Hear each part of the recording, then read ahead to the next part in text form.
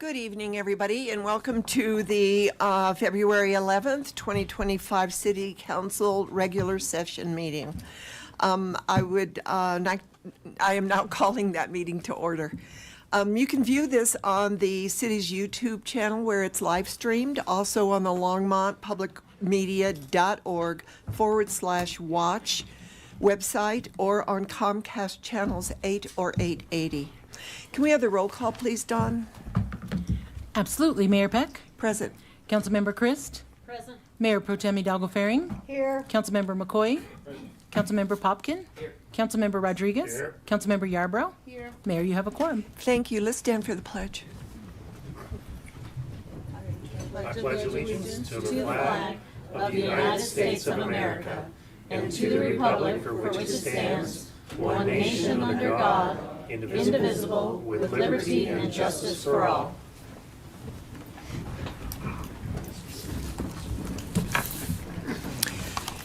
As a reminder to the public, in accordance with Council's rules of procedure, the rules for providing public comment are as follows. Only Longmont residents and employees of the City of Longmont may speak during first call, public invited to be heard. You must provide your address on the sign-up sheet outside before the meeting, or I'll not call your name. Each speaker is limited to 3 minutes, and we would like your name and address, please. Anyone may speak on the second reading or public hearing items, and you're asked to add your name to the speaker list for that specific item before the meeting. Anyone may speak at final call, public invited to be heard. Members of the audience shall refrain from disruptive, vulgar, or abusive language, applause, heckling, or other actions that interfere with the orderly function of the council. Now we are at approval of the minutes. May I have a motion for the January 28th? January 28th, 2025, as presented. It's been moved by Councilor McCoy, seconded by Councilor Yarbrough to approve the January 28th minutes. Are there any corrections or discussion of these minutes? Seeing none, let's vote.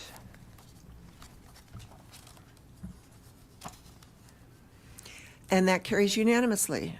Do we have any agenda revisions, Dawn? We have one more set of minutes, Mayor. Sorry, the February 4th. Aha. Now may I have a motion for the February 4th minutes? I'll move the February 4th regular session minutes. Second. It's been moved by Mayor Pro Tem Hidalgo-Ferring, seconded by Councilor Christ. Is there any discussion about these minutes? Seeing none, let's vote.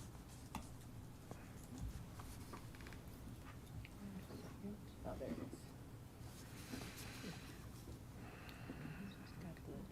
is. Waiting. I do approve, but. Would you like to verbally vote? Yeah. All those in favor say aye. Aye. All those opposed? This passes unanimously. Yeah. That makes a difference. Okay. Now, Dawn, are there any agenda revisions? Mayor, we did have two items that were revisions. We added yesterday at midday the minutes for January 28th, and then we also added the legislative item that was inadvertently left off the agenda. So the agenda was revised yesterday midday. Thank you very much. Now, are there any motions from councilors to add agenda items to future agendas? Councilor McCoy. Thank you, Mayor Peck. I'd like to explore the appropriateness of creating, oops, it just went blank on there.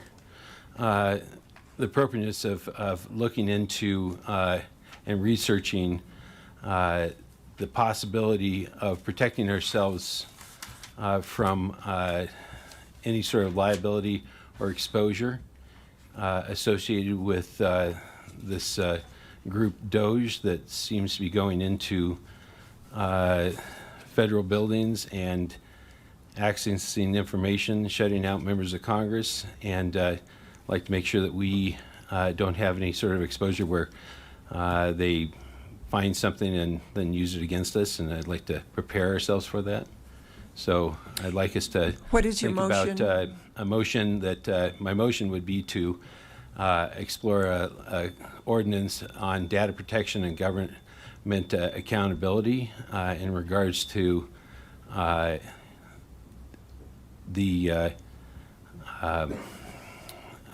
in regards to any possibility of our data being shared inappropriately. I've got the actual whole thing, but I think it's Okay. best that I sent this on to the city manager and the city attorney, but I think it's best that they look at the possibilities. Let me see this. if we have a second. Is there a second for Councilor McCoy's motion? I'll second it. It's been seconded by Councilor Christ, made by Councilor McCoy, and I am going to ask you to concisely make that motion again. Sure, okay. Just- So let me bring this down. We have to make sure we know what this Yeah, motion so is. motion to explore an ordinance on data protection and government accountability. My concern Just, for this okay. is to make sure that any of our data and any of our employees' data is protected. Yeah, was Don able to capture the motion? Did you got it? Okay, okay. Okay, so the motion was to explore an ordinance on data protection and govern accountability in regards to the possibility of data being shared inappropriately. And it was already been seconded, so calling on Councilor Popkin. Yeah, thanks for raising this, Councilmember McCoy. A question for you and for others just to weigh in on this. Like, I think you were referring to current federal activities, if I understand it correctly. And I'm just curious how federal data and federal privacy considerations kind of impact us at a local municipal level. So if you could just speak to that, that would be appreciated. Councilor McCoy. Thank you. Well, I'm concerned that 2 weeks ago we had a memorandum that from the president that said that all federal funding was going to be frozen, and then it got overturned, and then we've had weeks of this group coming in through different federal agencies looking at information, and it seems not to be very transparent, and I'm worried that maybe some ordinance that we passed or some sort of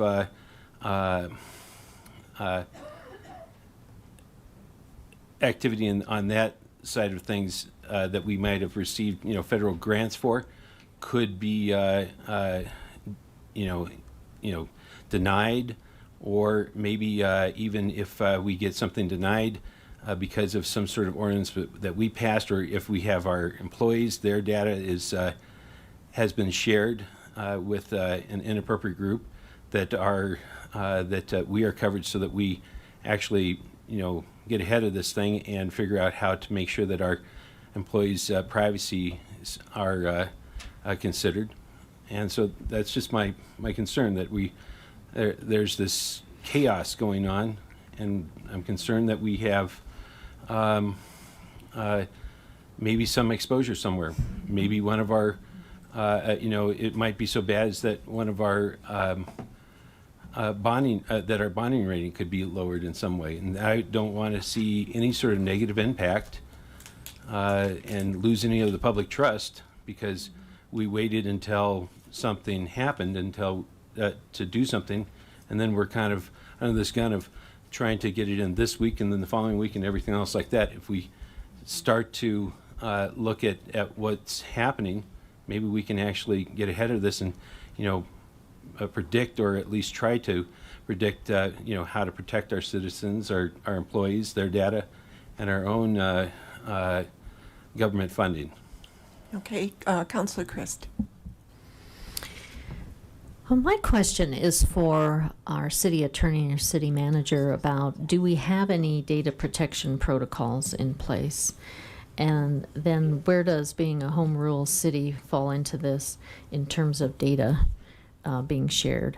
I think it's kind of at our discretion how we share our data now, but protocols would be important in that discussion. And I see Assistant City Manager Sandy Cedar coming down, and So while she's coming down. Molly from the integration, strategic integration department. So, oh, I'm sorry, Becky. So while she's I'm looking coming beyond down, her at Molly.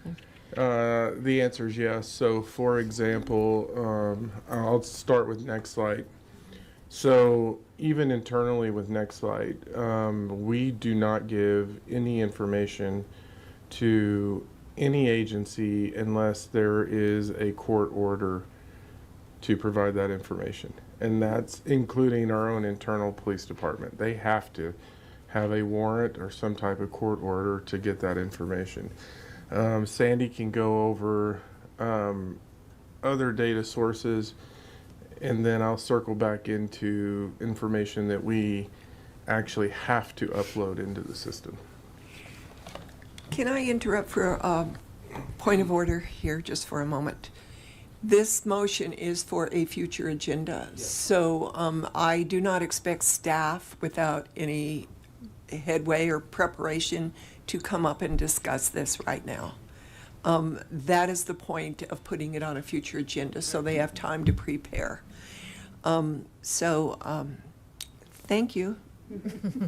But to save yourself some fast accumulating information, and Counselor McCoy, would you, oh, okay. Counselor Christ. Well, thank you all. And I just, I think it's important to ask this question at this juncture, but I think we may have protections in place, and that we are a home rule municipality, and I think that matters also. So just would like to see how that all fits together. But I was interested in exploring the question, so thank you for putting that forth, Councilor McCoy. Mayor Pro Tem Hidalgo Ferring. Thank you, Mayor. Before moving on, so my question was very similar, and it sounds like we do have some kind of, we do have protections in place. In conversations I've had with you, Harold, we do have protections. My question is, would an ordinance is a move, adding this to an agenda item or exploring the possibility of adding an additional layer of protection, will that serve us any purpose, or will the action be redundant to what we already have? So before we explore that, I'm going to interrupt for just a minute Yes. here. I would like to make a friendly amendment to your motion.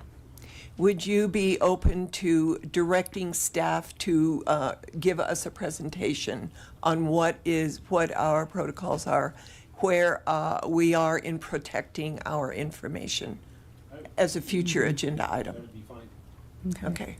So, yeah, and I was just going to suggest, like, if you wanted to do a 2x2, just calling us in 2x2 to go over procedure rather than a whole blocking or a presentation is fine. Yeah, I think a presentation would be good because I think we also get calls from residents about data protection, and I think it would be valuable to do a brief presentation kind of talking about this issue. Okay. So does that second hold for this amendment? For adding it. Mayor Pro Tem. Councilman Chris second. She seconded it. Yes. Okay. Presentation, yes. Counselor Popkin. Yeah, if you don't mind, it would help inform my vote on this. Actually, I would love to hear from Sandy if possible. Just like what, at a high level, I know we're not going into detail on like the data protection and privacy stuff right now, but just to know how we should even think about this in the context of where we're coming from. So just would love to hear from you briefly. Yeah, absolutely. Sandy Cedar, Assistant City Manager. I think when you think about security, first of all, there is no such thing as 100% secure data. That we spend a lot of money trying to make sure that our data is secure, and we make sure that we're not sharing information with people that aren't authorized to see the information. But I think with the new changing landscape, it wouldn't be a bad idea for us to bring back that information to share with you and kind of look at it with that lens, which I don't think we have looked at it that way. We have always looked at kind of all hazards, threats types of planning. We do have cyber security insurance. We do have, all kinds of different protections and softwares, to be able to make sure that people can't get in. Sometimes our own employees can't get into their data because we're so secure around that. But I do think that this is a different lens that we can look at and bring back more information. Yeah, thank you. It feels like this is just a different type of challenge than maybe has been considered in the past. And so, I would agree. Okay. Thank you very much. Councilor McCoy. And that's exactly the purpose of this. The ever-changing landscape of this is just so chaotic that I just can't figure out, I just don't want to wait till it's right there, where the water's lapping at our chin to decide to do something about it. Okay, that sounds great. Let's vote.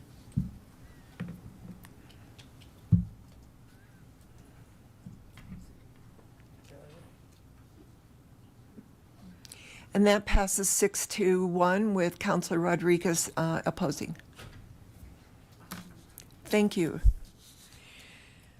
So we are now at the city manager's report.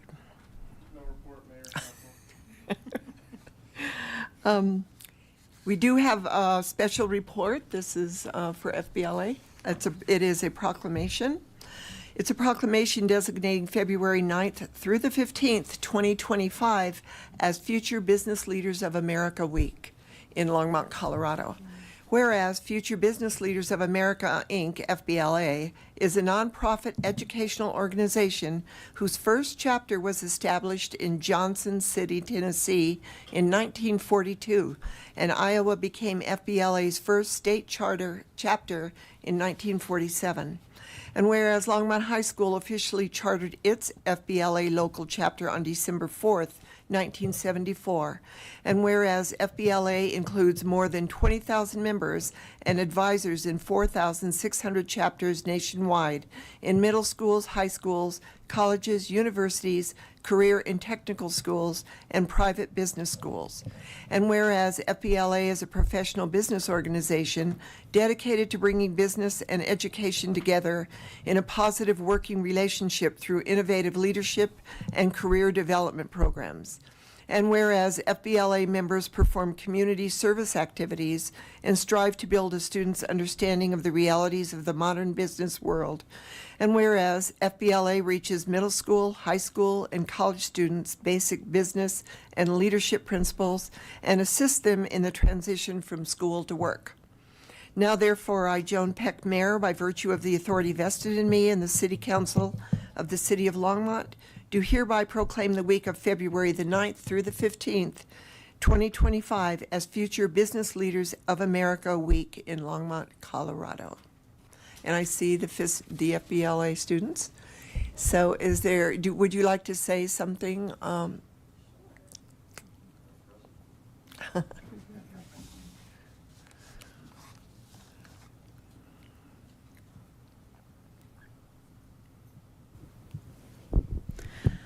I just want to say thank you so much for approving our proclamation. Our chapter here at Longmont has worked very hard. We've had about 80 students qualify to compete at the state level, and we're very excited to, grow our chapter's development, and, your approval of this has made that possible. So thank you very much. You're welcome. And if you would like a picture with us, we will do that. Do you want to hand this to them? Sure.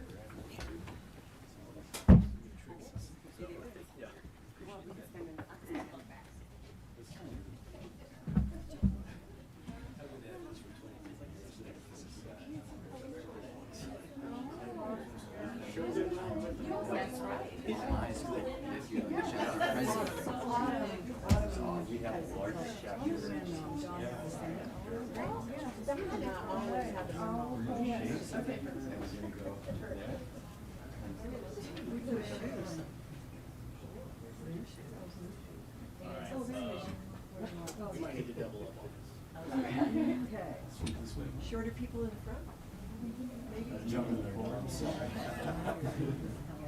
Come on, Diane, you gotta get in front with me. Well, I don't suggest it. Shorter.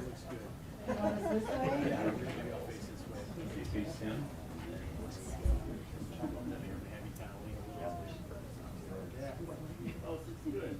Brady,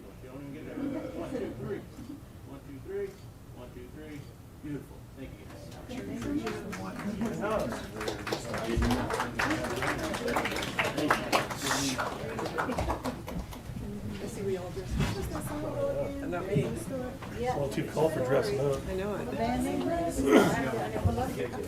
It's super cold when I left this morning, at least. It was really cold.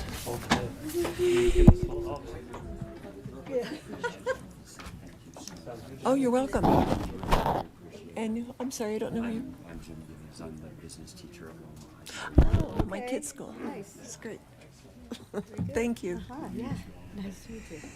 Counselor McCoy. Thank you, Mayor Peck.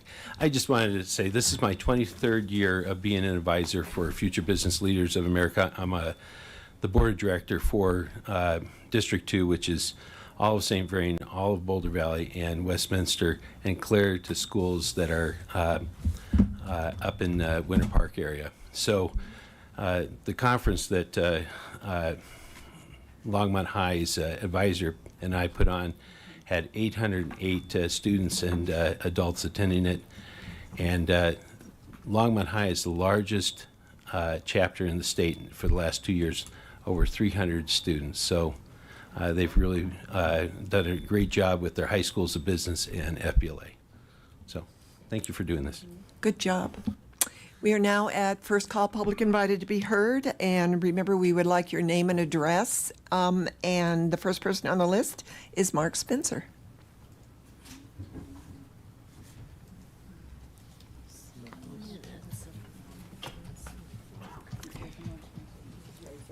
Number 2, she said, is number 1 is Yeah.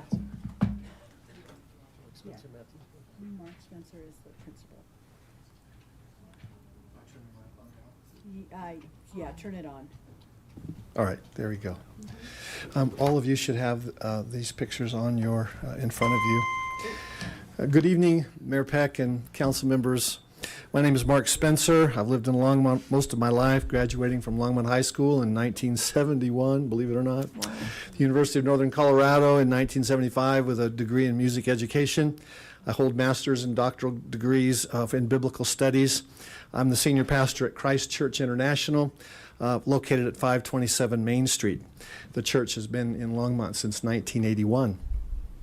Our church and its related ministries have ministered throughout the communist Eastern Europe, Asia, Africa, South America, and the Middle East.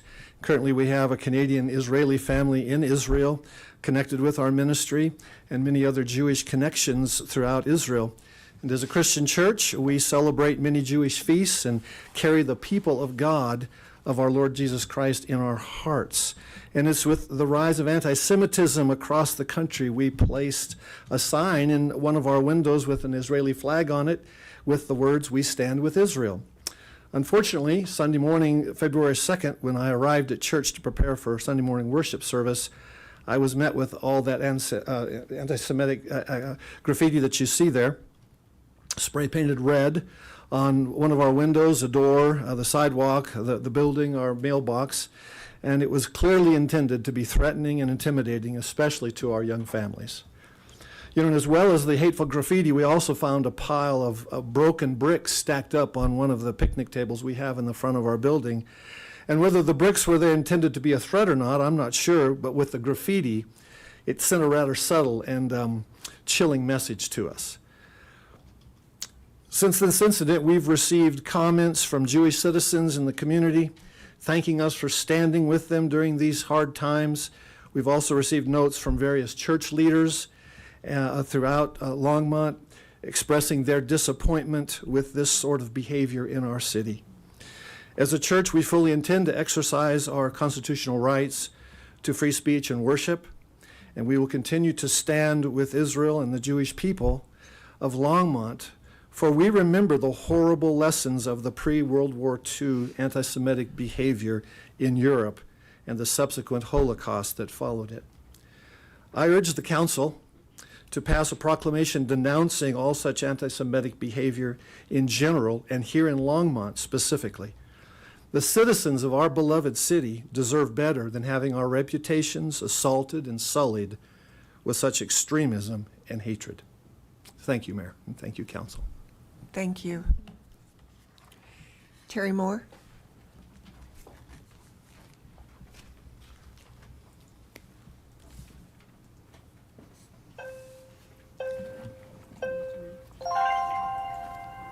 I don't know what that I is. don't know why it's doing that. I don't deserve it, but It's a new timer that we're Trying out. tonight. is it going to give me an hour? Whoa. It gave him an hour. Okay, yeah. 3 lines, okay. Go. I am Terry Moore. I live at 3 Birdsville Place.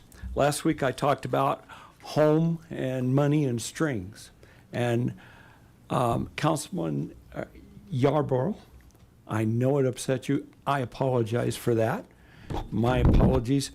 I meant that I wouldn't want to live there, not because it has any negative connotation, but because I don't like the government subsidizing my rent. Meant nothing against like it was taken by you, and I understand your position. So my apologies.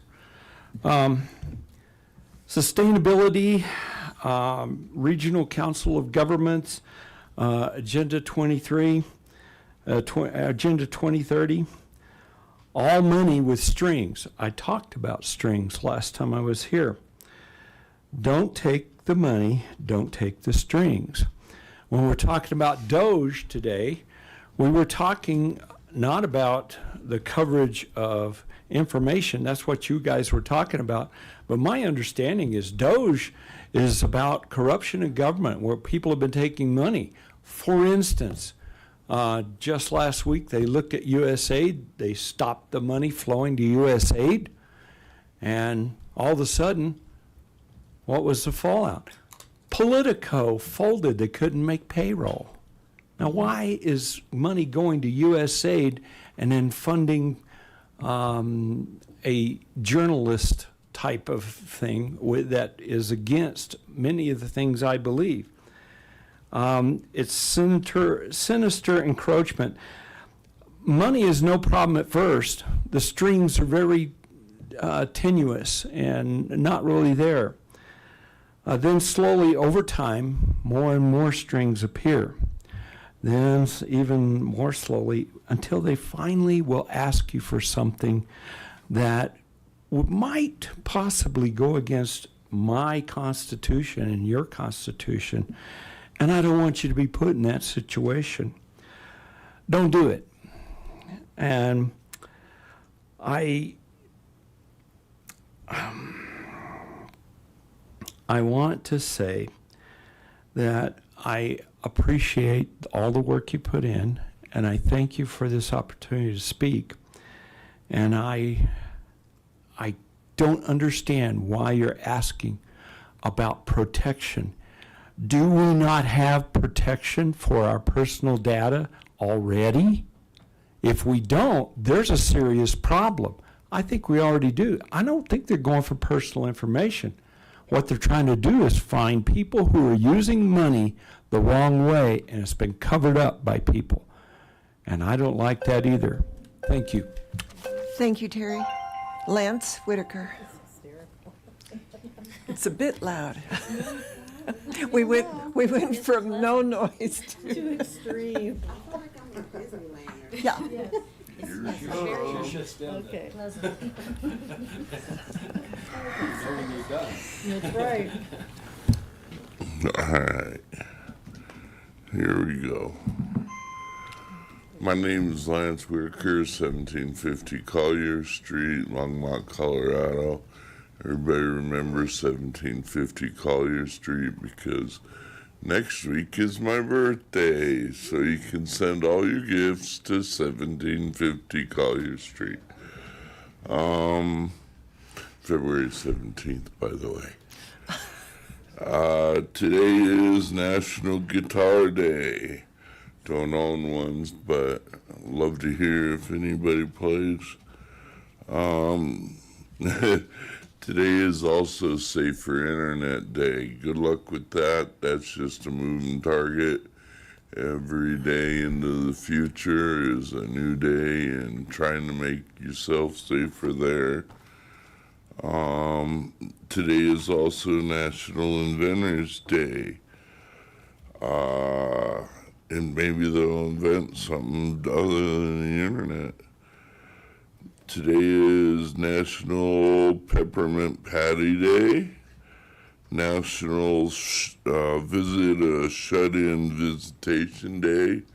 So if you got anybody elderly or maybe isolated, you might want to go in and check on them, make sure they're all right, and have a good time with them, play some checkers or whatever.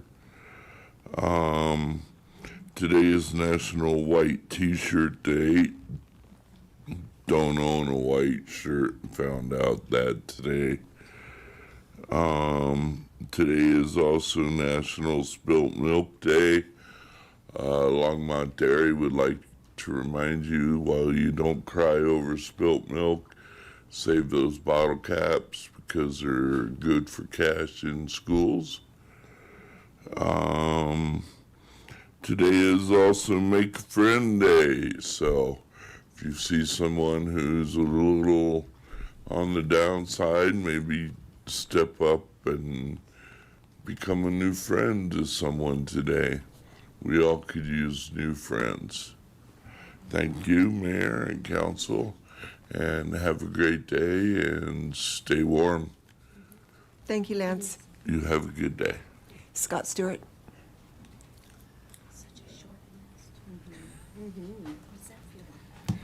Mayor Peck, members of council, Scott Stewart, 229 Grant Street.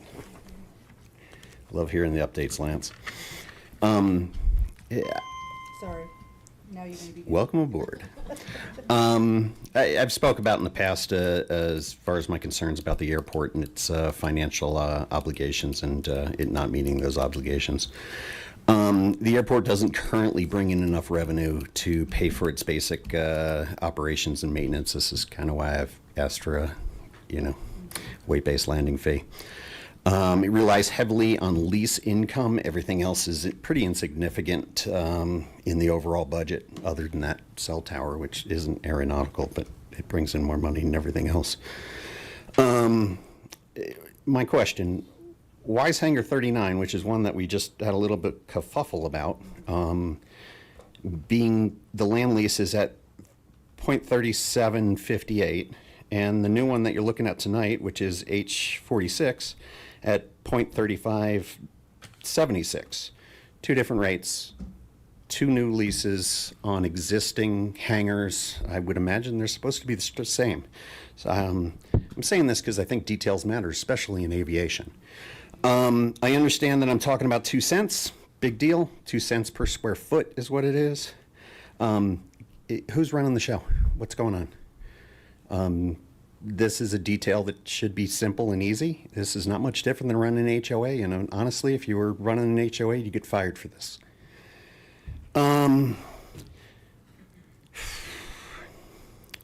Since the activities at the airport have a really big impact on the quality of life for those of us on the ground, and we're finding out that it actually has a pretty big effect on limiting growth within the city, it would seem logical to have a little bit more detail on the oversight. When's the last time the city did an audit of the airport? An overall thing. I'm not talking about something that the FAA does or aviation people do, but when's the last time the city actually dove deep? I think if you go back through the history of the airport, you're going to find out that we used to do trades for land lease stuff and what have you with, you mow the grass and you don't have to pay for the jump zone or the drop zone or what have you. Time for an audit of the airport, and details matter. Thanks. Thank you, Scott. Gary Hodges.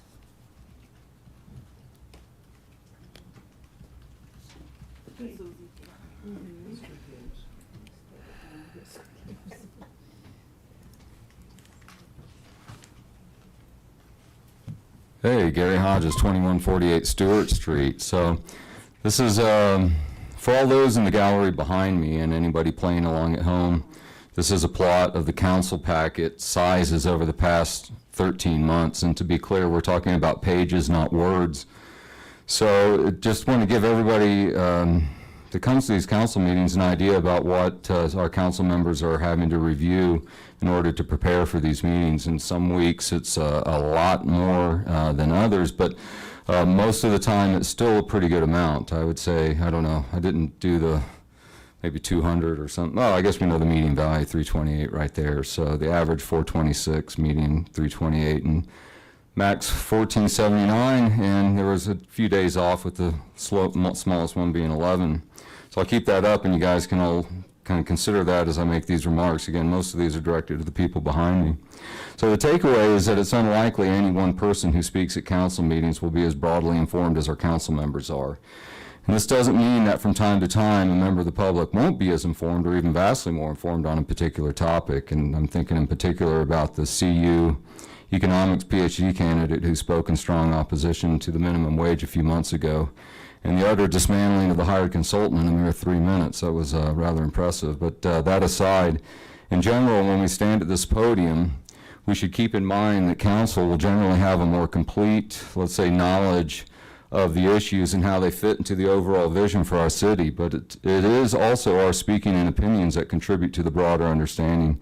It does help shape policy. So for our council members, it is the nature of 3-minute presentations that speakers must narrowly define and articulate and articulately present to have any chance of breaking through. And the arguments must be quickly and efficiently arrived at if there is any hope of having influence. And while I acknowledge that 3-minute shorts can suggest a hint of animosity rather than merely a difference in policy, this is largely a function of the format.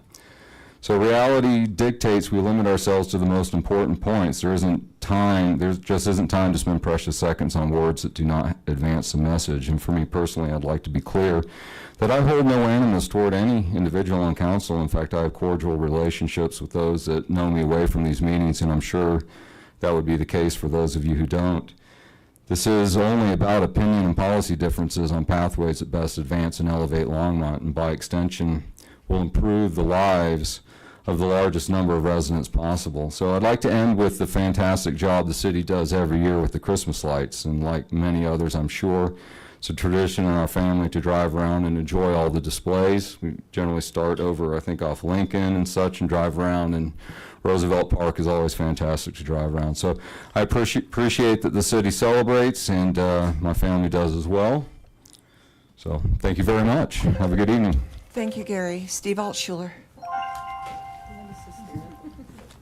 It's a very nice and It's like something's going to appear. Get off the stage. Very positive. Very calming. Good evening. Good evening. Steve Altshuler, 1555 Taylor Drive.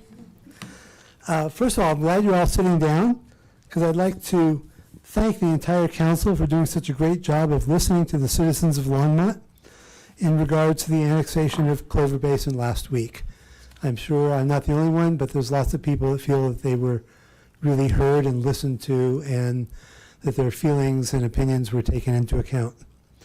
Second, this goes back a little bit, but I'd like to request that the council make a proclamation declaring that Longmont is not a sanctuary city. I understand that as a home rule city, the council feels that this is not necessary. However, my point is that illegals all across the nation will not know the distinction, and many may come here since Governor Polis made Colorado a sanctuary state. So even though we know it's a home rule city, it might be nice to proclaim that we will not be protecting illegals that may come here from all across the country. And finally, I'm curious what President Trump's executive order canceling the ban on gas appliances does to alter the city's plan to restrict natural gas. And then I'll have one more finally. I would like to second Pastor Mark's proclamation that we condemn anti-Semitic actions in Longmont. Thank you very much. You're welcome. Seeing no one else on the list, we'll close first call public invited to be heard. We are now at the consent agenda. Dawn, would you mind reading the consent agenda by title of the first reading ordinances? Absolutely, Mayor. The second reading and public hearing for all ordinances introduced on this agenda will be held on February 25th, 2025. Item 9A is ordinance 2025-18, a bill for an ordinance making additional appropriations for expenses and liabilities of the city of Longmont for the fiscal year beginning January 1st, 2025. 9B is ordinance 2025-19, a bill for an ordinance conditionally approving the river annexation number 3, generally located at 26 South Sunset Street, and zoning the property N-PF public. 9C is ordinance 2025-20, a bill for an ordinance authorizing the city of Longmont to lease the real property known as Vance Brand Municipal Airport Hangar Parcel H46 to Keystone Aerial Surveys, Inc. 9D is resolution 2025-09, a resolution of the Longmont City Council approving the First Amendment to the intergovernmental agreement between the city and the Longmont Housing Authority to provide funding for the Longmont Housing Authority Security Cameras Project. 9E is Resolution 2025-10, a resolution of the Longmont City Council adopting a revised fee schedule for marijuana hospitality establishments. 9F is accept 2024 to 2028 capital improvement program amendments approved by the city manager. Thank you. Don, are there any counselors that want to pull items from the consent agenda? Counselor Popkin. Thank you, Mayor Peck. I have a point of parliamentary procedure first. For the capital improvement program amendments, do those get to, I understand that ordinances go to second reading next time. Resolutions would be approved in just the consent at this point. Is that the same, is the capital improvement program amendments treated the same way as a resolution or an ordinance? As a resolution, Councilmember Popkin, it's, if approved, that would be it. Great, thank you. Then I would like to pull both 9E and 9F from the consent agenda. Okay, thank you. Do you want to make a motion then to move the consent agenda minus 9E and 9F? Sure. I'd like to motion to approve the consent agenda minus 9E and 9F. Right, it's been moved by Councilor Popkin to approve the consent agenda minus 9E and 9F, seconded by Councilor McCoy. Is there any discussion on this? Seeing none, let's vote. Thank you, sir.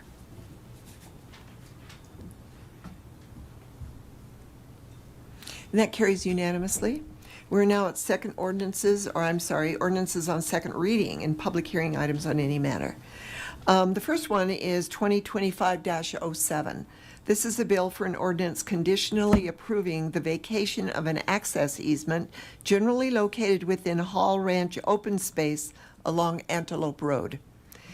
This is a continued public hearing item from the January 28th, 2025 meeting. We do not have a presentation on this, but if there are any questions from council, Nathan Jones is available. Would anyone care to? No, seeing none, I'm going to open up did we have the public hearing item on this last time? I don't think we did. We did. We opened it and continued the public hearing, so you would be continuing if anybody would like to speak and then closing. Okay. So now I'm going to open up the public hearing on item 2025-07. Is there anyone in the chamber that would like to address this? Seeing no one, I'm going to close the public hearing on 2025-07 and ask for a motion.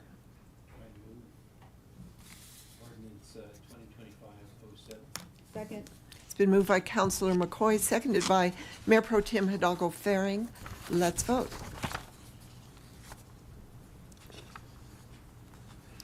The next one, that carries unanimously.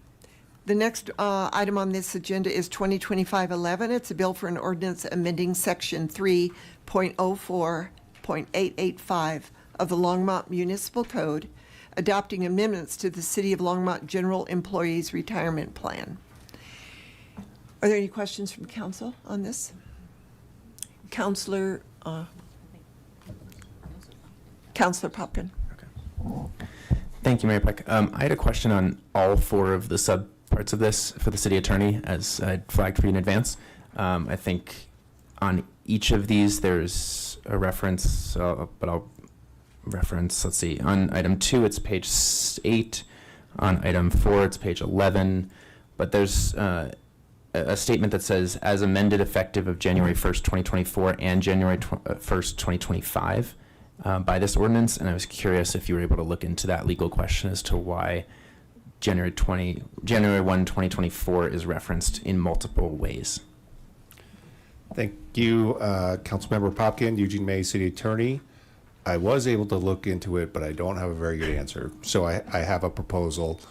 You are correct. It does reference January 1st, 2024. We do hire a special counsel to help us with these retirement ordinances, which are mostly in reaction to federal law. My suggestion would be to continue these 4 ordinances. We'll consult with our special counsel in the interim and have an answer for you next time. Thank you. And so by continue, you mean like hold off on approving these right now, or To just make a approve, motion to continue these items to the next regular just to session. confirm and make sure that that's not running afoul of anything? Correct. Thank you. I will reserve for Councilmember Christ. Thank you. Counselor Christ? Okay, my issue is with number 1, B1. And actually has to do with section 6, the spousal consent for retirement benefit. I would prefer that we require spousal consent if anything less than 100% beneficiary is, survivor benefit is chosen. So I would like to also continue this so we can have more discussions. I've been emailing Teresa Malloy back and forth today about this topic. Yeah. And what was her recommendation, Teresa? It was more, she just answered my questions as to what it would mean. Okay. What it, my concern is that women tend to, on average, live 14 years longer than their spouses. That's just an average. And so I think this, if they are 50% or less, they are more greatly affected than say, men tend to be. And so Teresa provided me with a nice little chart about what you will receive if each is chosen. And I'm going to invite Teresa Malloy, I see her coming down to address this.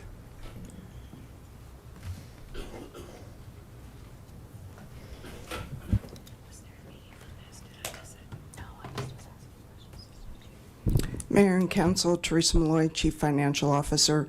So if we do continue these, Councilmember Christ, I think that we can clarify your issue with our special counsel and see what she thinks our options are for making that a little bit clearer for you.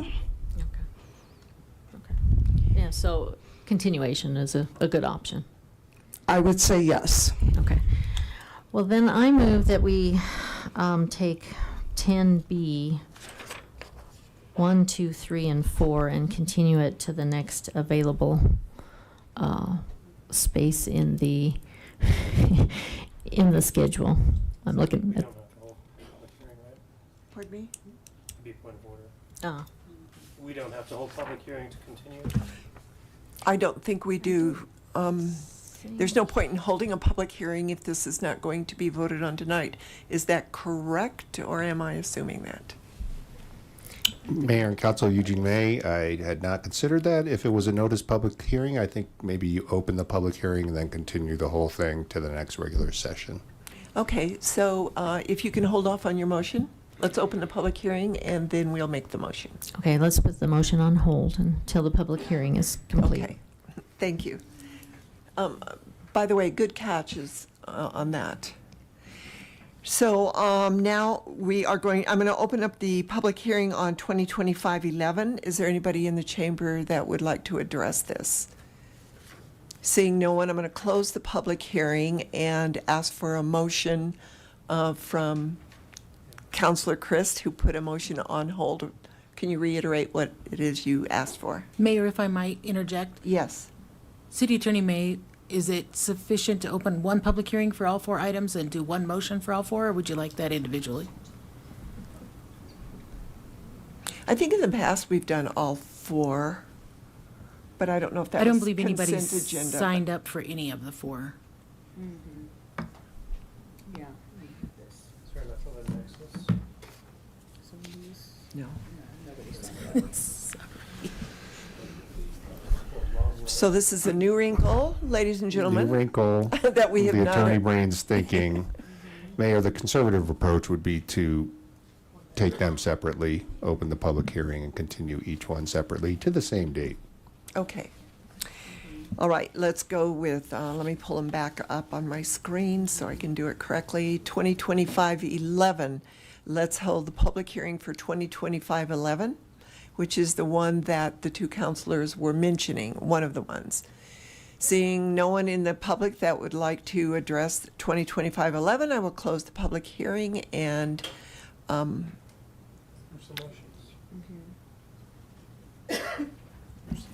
I need a motion for this one. Sorry, if I may interject, are we continuing to March 4th? That's the next regular session? Is that too quickly for special counsel? Okay. So we're going to have 4 separate motions here. Counselor Christ. So I move we continue ordinance 2025-11 to March 4th. Second. All right, it's been moved. 2025-11 has been moved. The motion is to move it to March 4th. Let's vote. It's been moved by Counselor Chris, seconded by Mayor Pro Tem Hidalgo Faring. And that carries unanimously. The second one is 2025-12, which is a bill for an ordinance amending section 3.04.885 of the Longmont Municipal Code, adopting amendments to the money accumulation pension plan for employees of the city of Longmont. Are there any questions from council that need to be carried over? Councilor Chris, is your light still on, or is that from previous? From previous, I was just gonna make the motion again. Go ahead, Councilor Chris. Okay. I move ordinance 2025-12. We need to have the. Point of order, we don't need to still do a public. Yes. Yeah. Seeing no one on council that wants to discuss this bill, I'm going to open up the public hearing on 2025-12. Is there anybody in the chamber that would like to address this bill? Seeing no one, I will close the public hearing on 2025 and turn it over to Councilor Chris for a motion. I move ordinance 2025-12 be continued to March 4th. It's been moved by Councilor Chris to continue 2025-12 to a March 4th meeting, seconded by Councilor Popkin. Let's vote.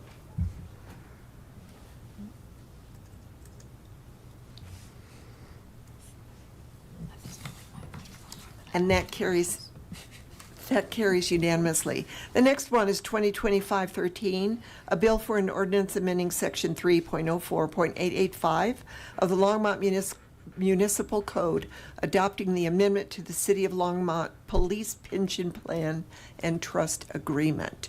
Are there any questions or discussion from councilors on this bill? Seeing none, I will open up the public hearing on 2025-13. Is there anyone in the chamber that would like to address council on this bill? Seeing no one, I will close the public hearing and ask for a motion. Councilor Christ. I move ordinance 2025-13 be continued to March 4th. It's been moved by Councilor Christ to continue this bill as well to March 4th, seconded by Councilor Popkin. Let's vote.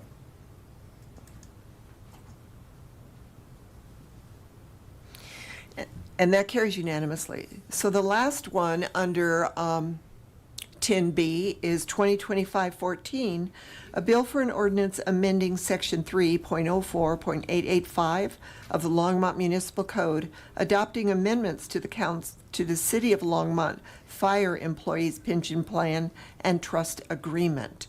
Is there any discussion or questions from councilors? Seeing none, I'll open up the public hearing on 2025-14. Is there anyone in the chamber that would like to address this bill? Seeing no one, I will close the public hearing on 2025-14 and ask for a motion. Councilor Christ. I move ordinance 2025-14 be continued to March 4th. Second. It's been moved by Councilor Christ to put 2025-14 on the March 4th agenda and seconded by Councilor Popkin. All those in favor, let's vote. All those opposed, don't vote. And that passes unanimously. Thank you. Those are really good calls that you made. What's our next one here? The next one is 2025-15. This is 10C. It is a bill for an ordinance amending Chapter 6.40 of the Longmont Municipal Code, adding section 6.40.40 concerning hotel licenses. Are there any questions from the council or discussion? Seeing none, I'll open up the public hearing on 2025-15. Is there anyone in the public that would like to discuss the hotel license amendment? Seeing no one, I'll close the public hearing and ask for a motion. Councilor Popkin? Oh, well, actually, I had a question. Okay. On this. Can I jump in here? Absolutely. Excellent. Jump in. Thank you. Overall, I understand the intention of this, and I just had a clarifying question, or maybe more than just a clarifying question for the city manager on this.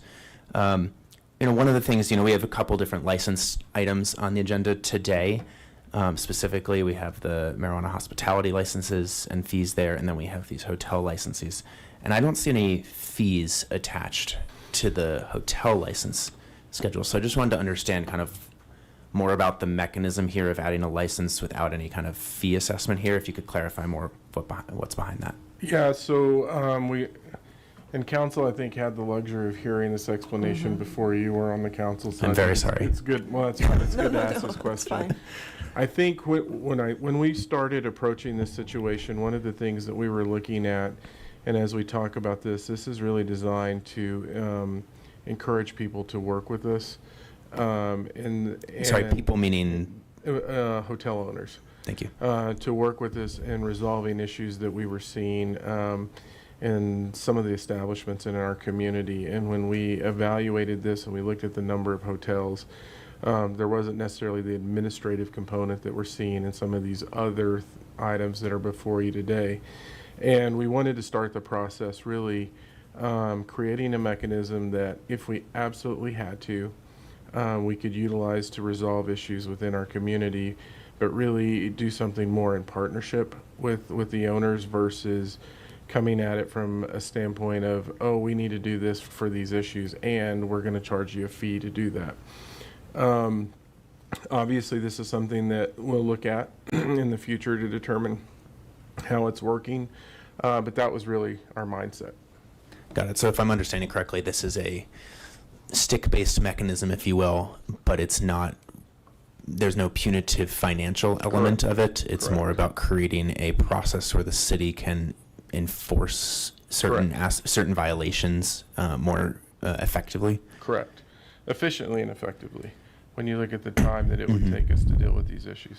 Thanks. And you don't think that it's enough of an effort administratively to merit any kind of fee to just recoup those costs there? That's not with this. Cool. Thank you. No further questions.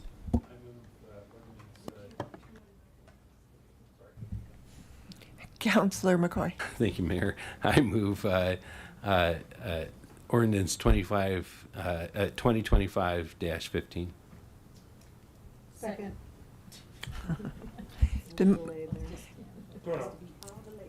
The Bill 2025-15 has been moved by Councilor McCoy, seconded by Mayor Pro Tem Hidalgo Ferry. Let's vote. And that passes unanimously. 10D is 2025-16. It's a bill for an ordinance authorizing a lease agreement between the City of Longmont as lessee and the Archdiocese of Denver as lessor for use of the St. John the Baptist Church parking lot for Longmont City employee parking. Are there any questions or discussion from councilors? Seeing none, I will open up the public hearing on 2025-16. Is there anyone in the public that would like to address this bill? Seeing no one, can I have a motion? I move ordinance 2025-16. Second. It's been moved by Councilor McCoy, 2025-16, and seconded by Councilor Yarbrough. Let's vote. And that carries unanimously. 10E is 2025-17. This is a bill for an ordinance authorizing the City of Longmont to lease the real property known as Vance Brand Municipal Airport Hangar Parcel H23, the premises, to Ellen Green, tenant. Is there any discussion? Councillor Popkin. Thank you, Mayor Peck. One of the Ward 2 residents who spoke earlier, Scott Stewart, had raised a question about a difference in or in how different lease prices were set here. I don't have the Mile High lease right up in front of me here, but I just wanted to understand how the lease prices are determined and if that is a difference that is based on size of square foot or if that is a rate difference, just how that's treated. So invite the airport manager, Levi Brown, to answer that. Good evening. Rates and charges are applied standardly via our rate and charge sheet. And again, I was actually trying to pull that up here just the last second, but unfortunately I couldn't get it to come up on my phone. But the current one, H23, is 4696 or 0.4696 per square foot. That's because in their previous lease, that's what it was. And via our rates and charges sheet, it says we either charge the new standard rate, which is what Mile High would have been charged, or if it's higher, the higher rate. So that's why it was applied that way. Got it. So there are two different ways that is assessed. There's a caveat, if you will, to it. But there's a standard rates and charge sheet that we apply leases to. But if the rate is already higher than that via CPI increases from previous years, then it is created at that rate for the new lease. Got it. So there was no leasee here is being treated differently under airport policy. Nope. I just want to make sure that Scott's comment is pressure tested here. Yep. Yeah, no, generally, so when they reevaluate the lease rates, the leases are different times. And so what happened in this case is the CPI index took this lease up. And so when they evaluated the lease rates, it was here. And so instead of bringing them from 37 down, they hold at that current rate based on the CPI increase. Noted. Okay. So. Thank you for that clarification. Thank you. Would you like to move this bill then? Which one is it? Oh, I'm sorry. Thank you for the question. And I will now open the public hearing on 2025-17. Is there anybody in the public that would like to address this bill? Seeing no one, I'll close the public hearing on 2025-17 and now ask for a motion. I'll move ordinance 2025-17. Second. It's been moved by Mayor Pro Tem Hidalgo Faring, seconded by Councilor Christ. Let's vote. And that carries unanimously. That is the last item on the ordinances on second reading. We are now at the items removed from the consent agenda, and that was 9E and F. Councilor Popkin. Yeah, thank you, Mayor Peck. 9F, we'll do them in order, but 9F was just a comment I wanted to make on that. So that's not going to be anything serious here for folks. For 9E, I wanted to ask a couple questions of staff on the fee structure here. And, I think I'd raised this when we voted on the ordinance last time. But just to what extent do we know of any public safety implications and costs related to or fiscal impact of public safety enforcement action or monitoring or response that would come up with that? I don't see that in the fee schedule here. I don't know if that's standard or not. To my knowledge, this is a fairly new type of license. So generally curious how staff approached this, whether that was factored in, and any more context you'd like to share on that. Mayor and council, that'd be me, I guess. No Tim Hole tonight. Don Quintana, City Clerk. When we considered setting the fees for hospitality establishments, this is another one where lots happened before you were appointed. So the approach taken was to mimic or to follow the lead of City and County of Denver's fees that they had set. And so we basically set our fees based off of their fees and went from there. Again, as I mentioned in previous, when we reached out to public safety, we didn't receive a lot of concern in that regard, though I know that they probably have some. In terms of their time investment on the front end and the licensing side, we do go out annually to all of our retail marijuana stores and would also do that to the hospitality establishment to do an on-site inspection. And that takes 3 or 4 hours of staff time with the 4 that we've had. So depending on how many establishments actually open, that would be increased. Other than that, the enforcement side, we haven't tried to predict.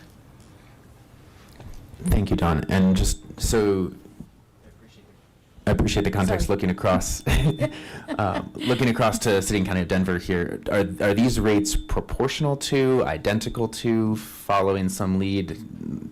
What was borrowed from? I'm just speaking about the marijuana hospitality Correct. application and license fees. The others were existing. So we didn't make amendments to any of the other fees there. Those have been in code. So on the Correct. fee I'm just chart- speaking about the hospitality businesses here. Yeah. Yep. So I'm sorry, repeat your question. Yeah, just when you said you looked to the City, County, and Denver in terms of setting the fee schedule or learning from that, was that a direct borrow from? Was it proportional in some way to, based on population? Was it per capita prorated? Direct borrow. Direct borrow at the same level. Same rate, yes. Cool. Thank you. You're welcome. Counselor Popkin, do you want to address 9F? Or We did need you a- already? We need this one. I'm sorry, what? We need to vote on this one. Oh, first, okay. Would you like to make a motion then on 9E? You don't want to? Okay.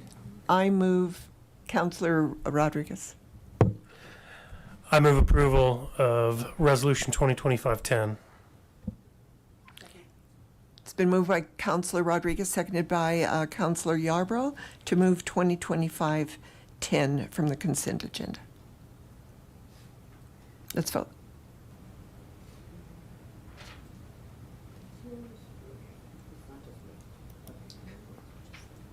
There we go. I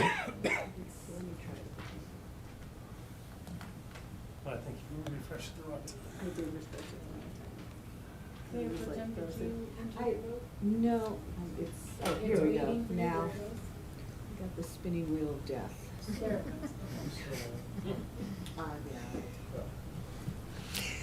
And that passes 5-2 with Councilors Popkin and Christ in opposition, opposing. Thank you. Councilor Popkin. Yes, thank you. So the CIP amendment process was fairly new to me. Staff clarified this before the meeting, which was helpful. And I just wanted to make a comment. My understanding, and please correct me if I'm wrong, Harold, is that for the electric substation upgrades here, the funding, the $300,000 that's going to support that is actually coming from operational savings elsewhere. Within the electric fund. Within the electric fund. So it's just a question of more efficient use of dollars spent in one place and retaining those savings and repurposing that. Correct. So just wanted to acknowledge that I think, that those kinds of funding shifts make a ton of sense here. And I just wanted the public to be aware of that's how some of these investments do get made, is when we capture savings in other places. So thank you. Do I have to make a motion to approve this since it was pulled? Mm-hmm. Or someone else can. Great. Well, I can make a motion on this one. Motion to approve, hold on, I think it's actually accept. Motion to accept 2024 to 2028 capital improvement program amendments approved by the city manager. Okay, it's been moved by Councilor Popkin and seconded by Councilor McCoy to accept 23 capital improvement program amendments. Let's vote.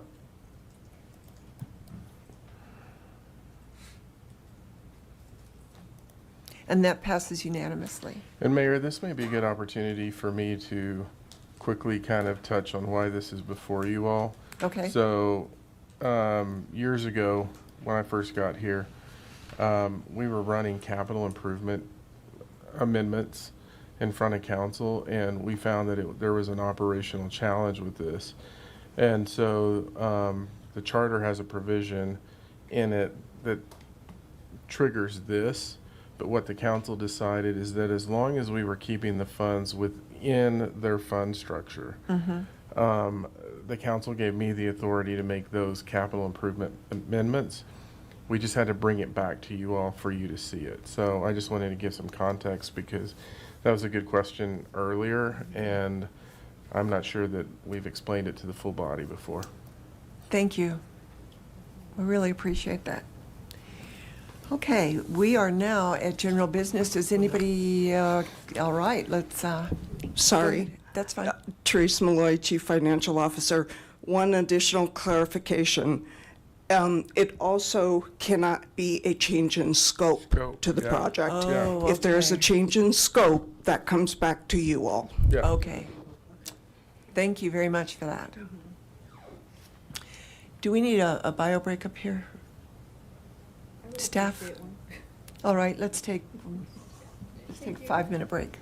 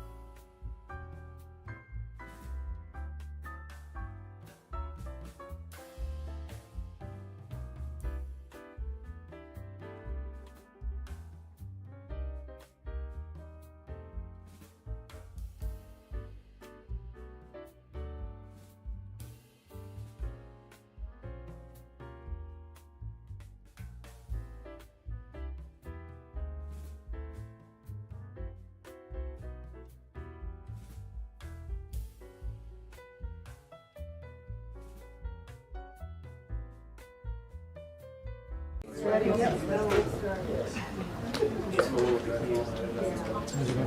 how are you? I'm hoping the roads are good tonight. Yeah, I don't know. I've been out.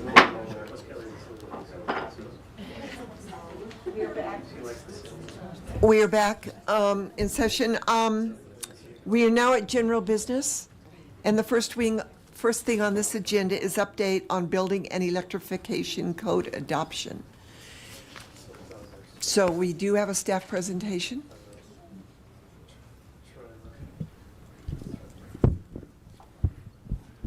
Good evening, Mayor and council members. My name is Blas Hernandez, Chief Building Official for the City of Longmont.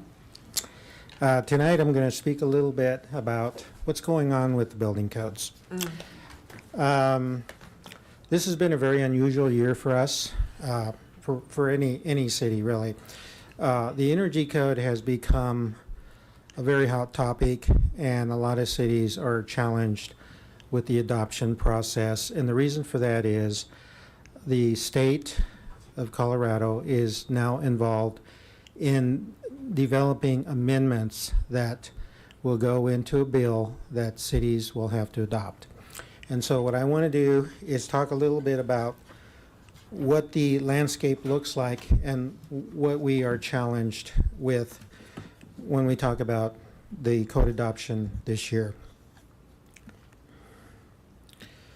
So first off, the International Code Council had they published the code late, so we were not able to look at it until sometime in August or September. And so the reason for that is, and I'll go into that a little later on.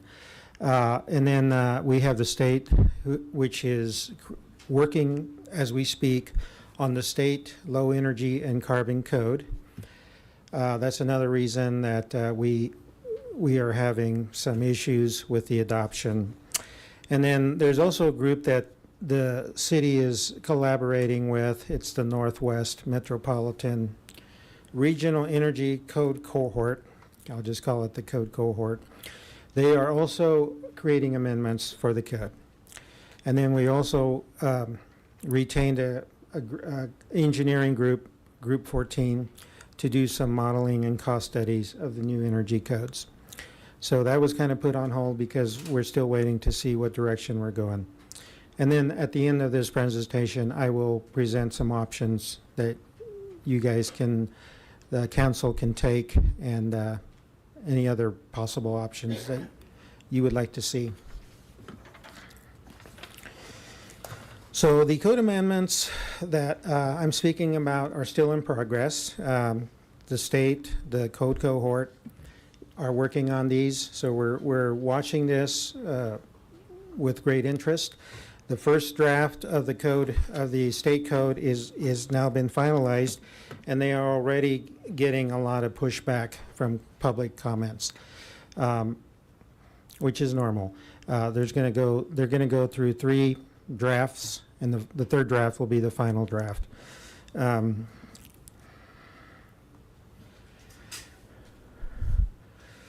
The Northwest, or the code cohort, is also working on code amendments that will go above and beyond what the normal building code calls for, and they want to be in alignment with the state low energy and carbon code.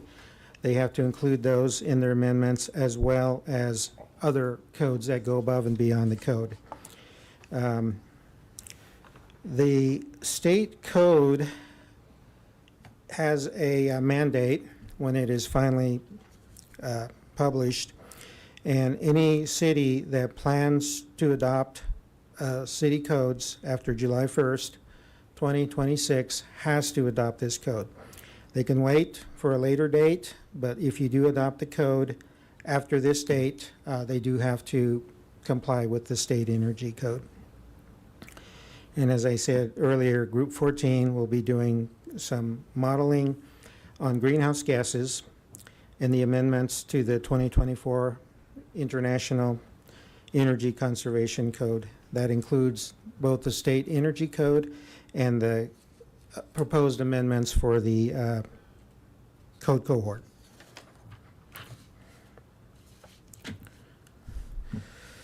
Part of the reason that the ICC took a while to publish the code is that there was disagreement at the national level. Some of the code provisions that dealt with carbon gas emissions and climate action, the Energy Board felt that that was not appropriate to keep those in the body of the code. So those portions of the code were moved into the appendices. The appendix is in the back of the code book, and they can be adopted if the city wants to. They tend to be more stringent and maybe a little more controversial for this year. The State Energy Board is reviewing the appendices also, so they will probably try to adopt some of those. And the final version for the state energy code will be in May of this year. The code cohort is preparing also amendments, as I said earlier, that are above and beyond what the regular code requires.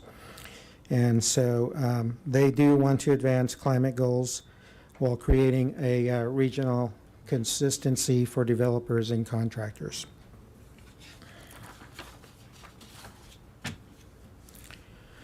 A little bit about the code cohort. They started back in 21, and the reason for that is they wanted to promote regionally consistent energy codes for both commercial and residential properties, and support ambitious climate goals. They do want to be as ambitious as possible. The members, we are one of the members, and we have a few communities that are involved with this, including Boulder County, Boulder, Westminster, and Berthoud. They had 3 phases. The first one was EV and solar ready. We have already adopted those. Those were the first provisions that the state required. The second phase included a roadmap to achieve net zero. And net zero basically means you're consuming energy. The energy you consume is also being renewed by renewable sources. And then phase 3 is the one they're working on now. That's called the Low Energy and Carbon Code. So these are aligned with changing technologies, legal considerations, and potential pathways to zero emission buildings. Some key points about the code cohort. As I mentioned earlier, they do want to develop some stringent energy efficiencies based on the 24 IECC. The code cohort wants to continue developing these until 2030. That's their goal. And increasing energy efficiency packages that go beyond the standard code requirements. Their goals are to promote unified energy code and simplifying compliance for builders and increase code understanding. Part of the requirements is not just to develop the code amendments, but to create outreach to train builders, engineers, contractors, and building officials. This is a very complex code, and as building officials, we find it challenging, and I can only imagine what the builders are going through also. Stronger impact and potentially achieve greater energy savings, carbon reduction compared to individual cities acting alone. So this is a joint venture to try to be as uniform as possible. Here's a simple roadmap the code cohort has developed. And as you can see, we're kind of waiting for guidance, and that's what we'll be asking for tonight. Some cities tend to be a little more aggressive than others. One thing to keep in mind is that the code cohort is not a mandatory thing. It is provided for guidance for cities who plan to adopt the new energy codes.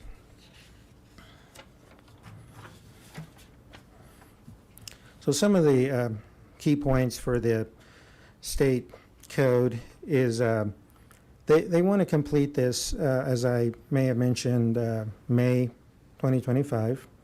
There is public comments after each draft. Right now, they are completing the public comments for the first draft, and then the next draft will start. And they will ask for public comments for that, and then complete the third draft that will hopefully become the approved bill. Can I interrupt for just a second? Yes. Before I forget, where can the public go to comment on these? Is it a website? Yes, if you Google state energy code, you will find information as to the process and public comments. Anyone is invited to participate for the public comments. It's open to everyone, but you will find that if you go online. Just look for state energy code. And there's a lot of information on there right now, including the process for public comment. Okay, thank you. You're welcome. So the goal is to minimize CO2 emissions associated with renovated homes and commercial buildings, new and renovated homes. There's also an aspect to maintain housing affordability.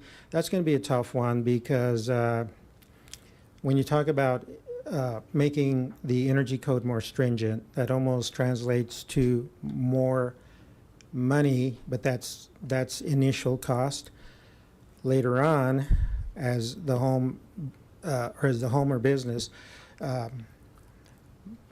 will probably have better energy efficiency, and so the payoff is in the long run. If you're just looking at initial cost, that could seem like a deterrent to adopt some of these, but the whole idea is to make the energy more efficient. So that's one of the things that they're going to try to stress. Provide pathways for both all electric and mixed fuel. And I want to emphasize that when we're talking about all electric, we're talking about a preference for all electric. Right now, we're not proceeding with an all-electric option for reasons that I think you were informed upon. So we're trying to make it so that they can use electricity if they want to, and we want to give them incentives to do that. So the amendments are created in a way that it's harder to use mixed fuel, gas, energy, and it's easier to pass with an electric preferred code. So as I mentioned earlier, this becomes a requirement after July 1st of next year. Here's a brief roadmap showing the state energy code roadmap.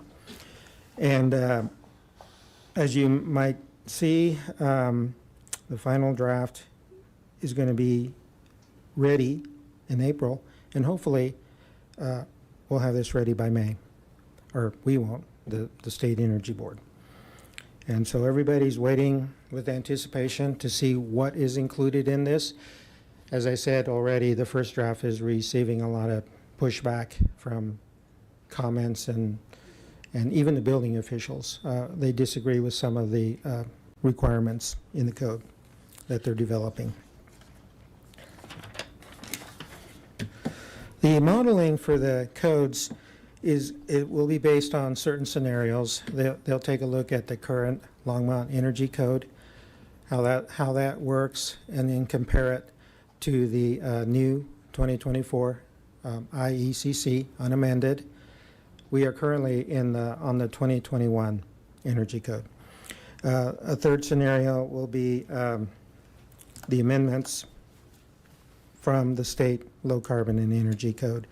They will look at those and see how those work in a model and cost studies.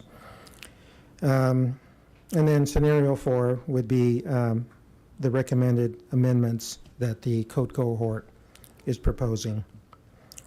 And then potential for additional amendments as directed.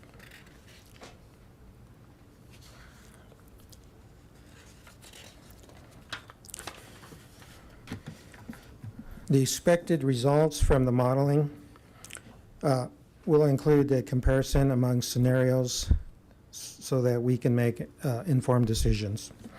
It will look at the energy use, the greenhouse gas emissions, predicted first and annual energy cost, as well as data that we will use to present to the stakeholders. We do have to present this information and all amendments to the stakeholders as part of our adoption process.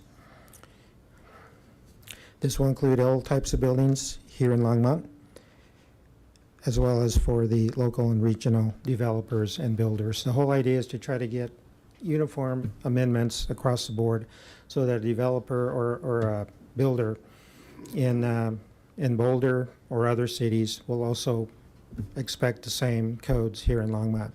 Uniformity helps us with enforcement.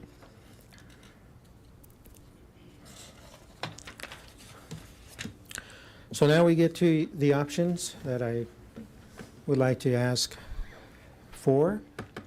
And the first option, which is our preferred option, would be to delay the adoption process so that we have time to review and analyze the state code requirements and amendments that they're working on right now, as well as the code cohort requirements. And then the cost modeling that I discussed to determine the costs so that we can better communicate that to the stakeholders when we meet in our code adoption meetings. There is another option. We can not do this, and if you direct us to just go forward, just adopt what you can, we can do that also. The thing that I think about is that the other cities are going to wait for the state and the code cohort to come up with their amendments, and they will adopt them this year or for certain by January 1st. We will in some way be behind the schedule because we won't have the benefit of seeing those finalized amendments. So what we would like to do is wait for those amendments to come out, incorporate them in one all-inclusive code adoption so that we will be on par with the rest of the communities and move on. I mean, that to me would be the best case scenario. But of course, you have the option of requesting more or other options if you choose. So that's pretty much it in a nutshell. We just would like to get your opinion and how you would like us to proceed.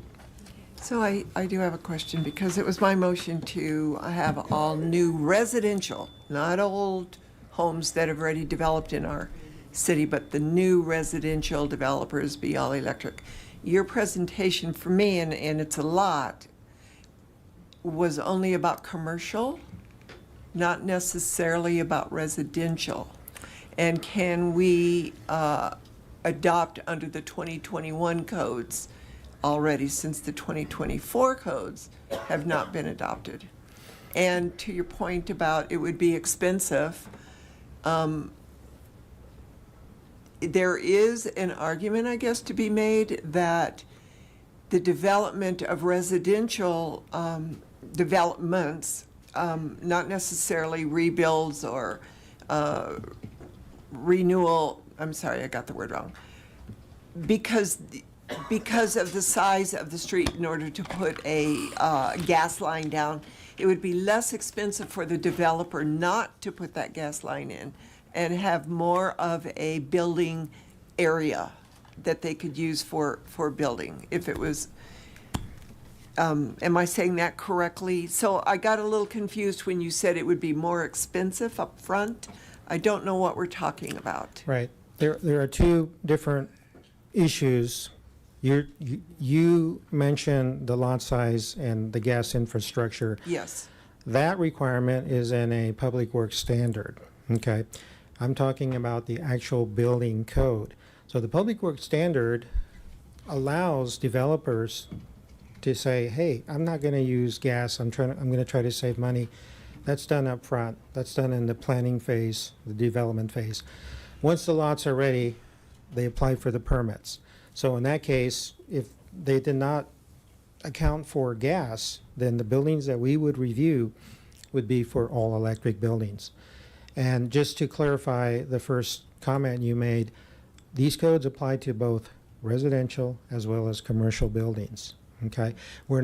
This is not ready yet for existing buildings or retrograde codes. That's where I Codes was looking for. traditionally have not done that, but that would be a logical step in the future to require existing buildings to meet more stringent code requirements.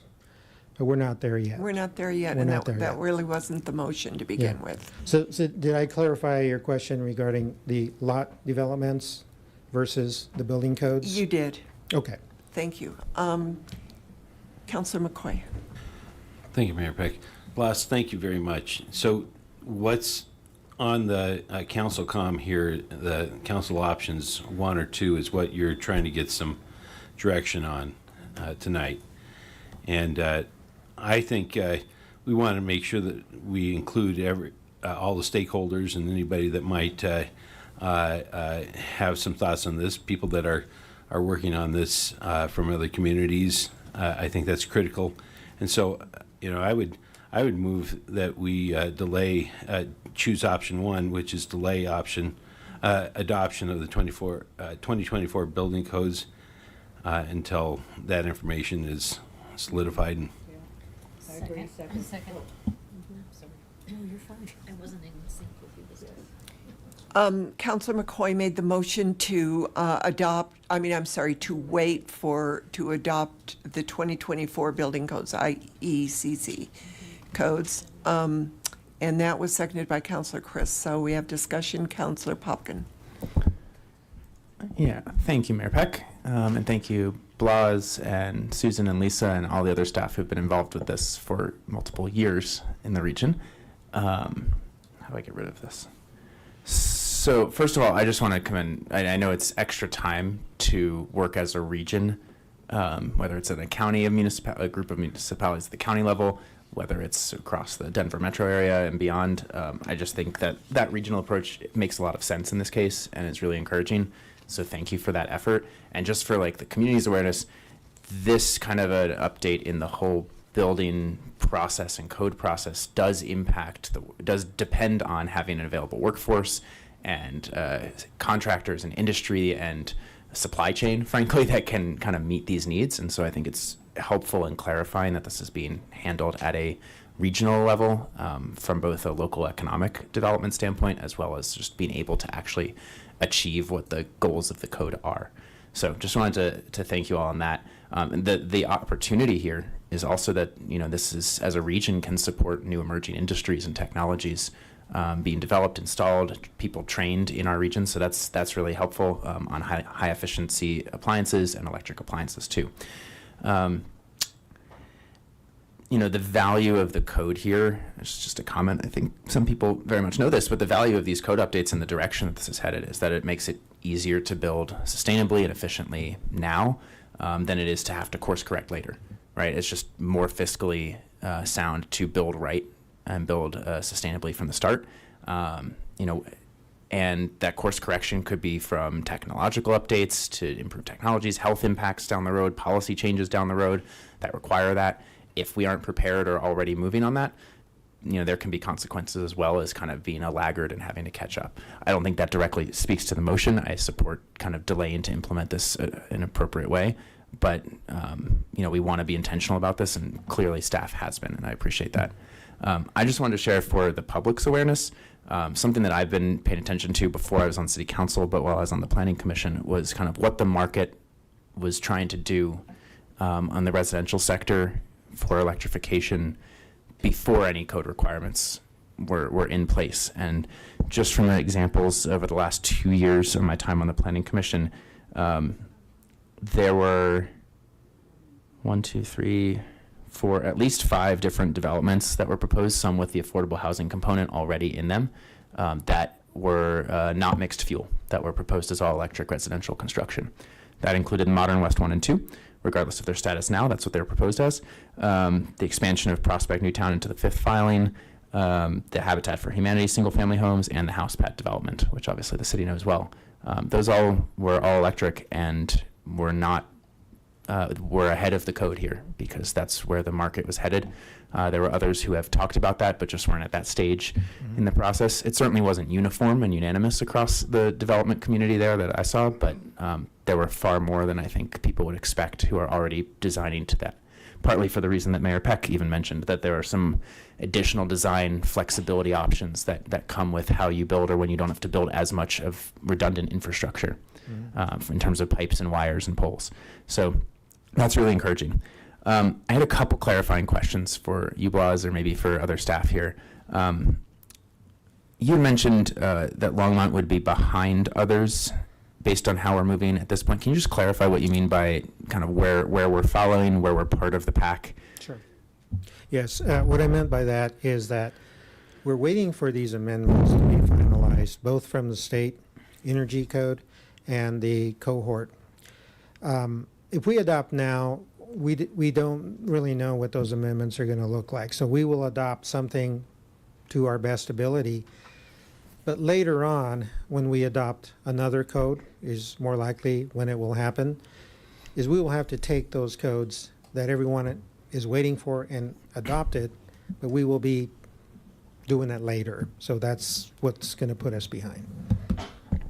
I would like to do it now, but if you guys want to go forward, you just say so. Noted, thank you. On the cohort members sheet in our packet, there was a line at the bottom that says, based on the available information from several organizations with electric preferred code provisions, staff compiled a preliminary comparison of similar code categories across these organizations, blank space. And I was wondering if that was just something that got cut off, if there was another page that didn't get attached, if there aren't any other organizations. Are you talking about this presentation? No, I'm talking about what we had in our packet. It was a scanned in document called cohort members. Okay. I don't have that in front of me, Okay. but it's probably a typo of some type. Fair enough. If you're able to follow up at some point via email, I don't think that's Okay. urgent, but would love to know how you guys are comparing across other organizations there. Okay. Thank you. And then Blas, from your experience, when we are talking about building codes and the value that they play in our community, how long does the average residential building, let's say non-single family home, typically built, like how long is it built to last? Well, that's a good question. I would say at least 50 years if you care for the house and maintain it. Things wear out, windows wear out, shingles constantly wear out. Someone who would not maintain the home, the home would not last very long. So it depends on the owners, the ownership. And then for commercial and industrial properties, are we also talking 50 plus years for a structure? Correct. And probably more, because commercial buildings generally tend to be built with more solid materials such as mortar, brick, metal, those types of materials. So when we're thinking about the health, the environmental, the frankly economic reasons to have code updates that are updated and modern and meet the needs of the city and the city's goals, I mean, our building stock really matters, right? And what we build now will impact stuff for decades. That's correct. Thank you. You mentioned carbon dioxide emissions as kind of one of the primary motives. Are there also methane emissions from gas-based appliances too? I'm not up to speed on the science, but there's a nitrogen oxide emission. There's possible methane emissions. It just depends on the fuel you're burning. Some gases will produce methane when you burn them.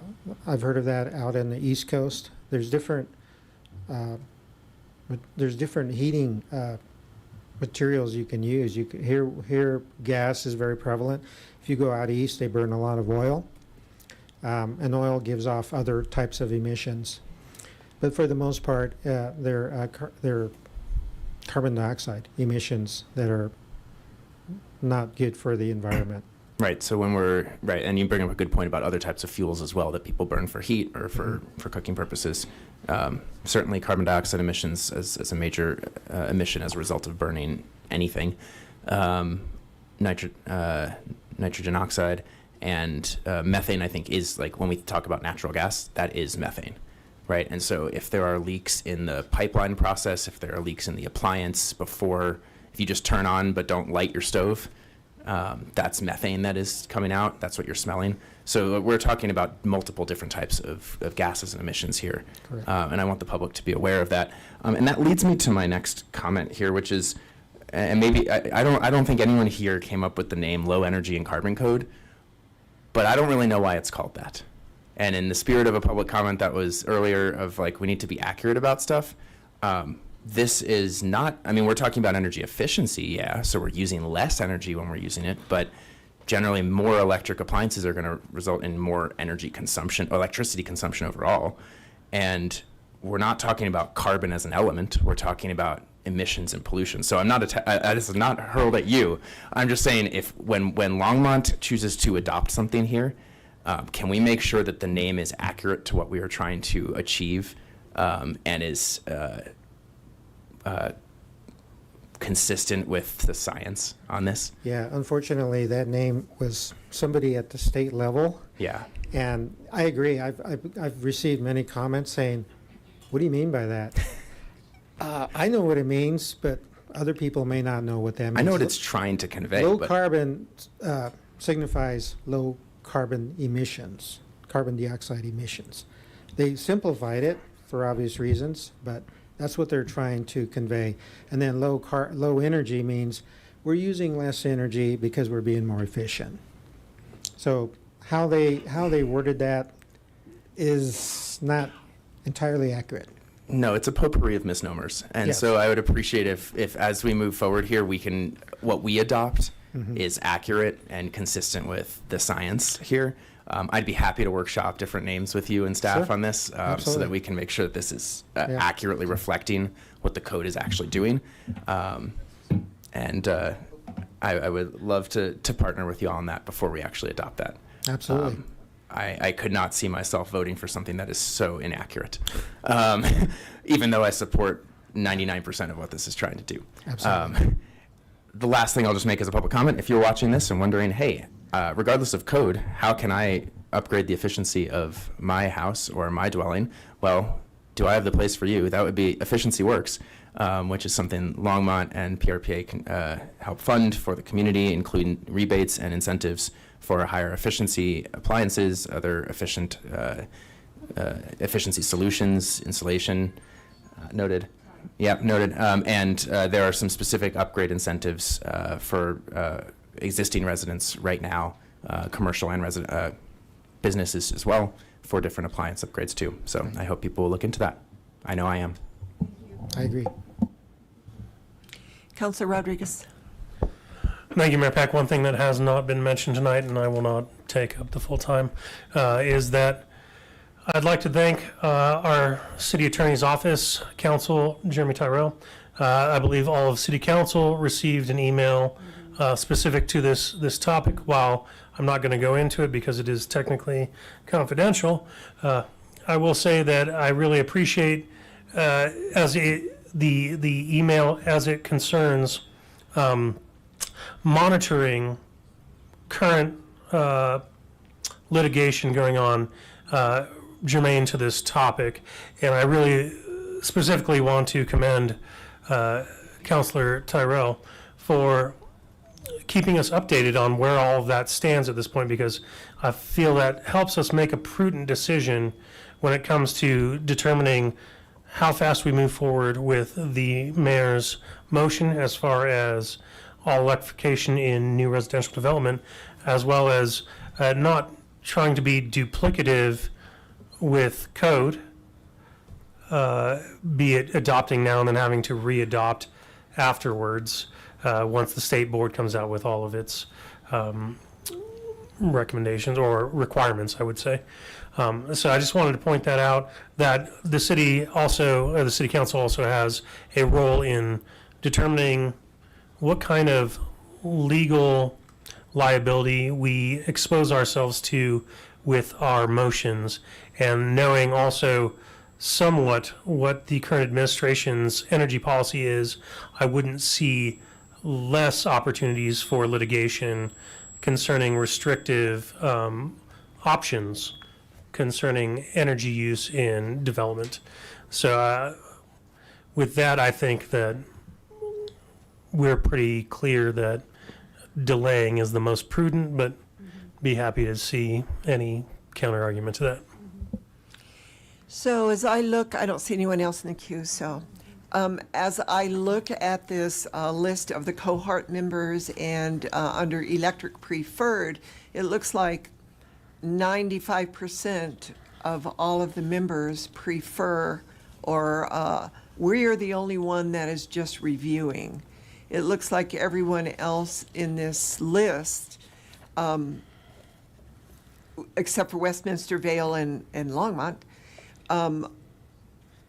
well, there are a couple more little smaller ones, but it looks like the majority have prefer all electric. Where can we see all of those amendments? I'm curious as to what they are saying and the pushback and exactly what they're talking about. Because my hope is that by going all electric, the affordability of the homes will be less. And that is the other part of making Longmont affordable without the city or LHA having to take all of that on themselves, that developers, seeing that they can build less expensive, would be happy to not be able to not have to put in gas in new residential developments.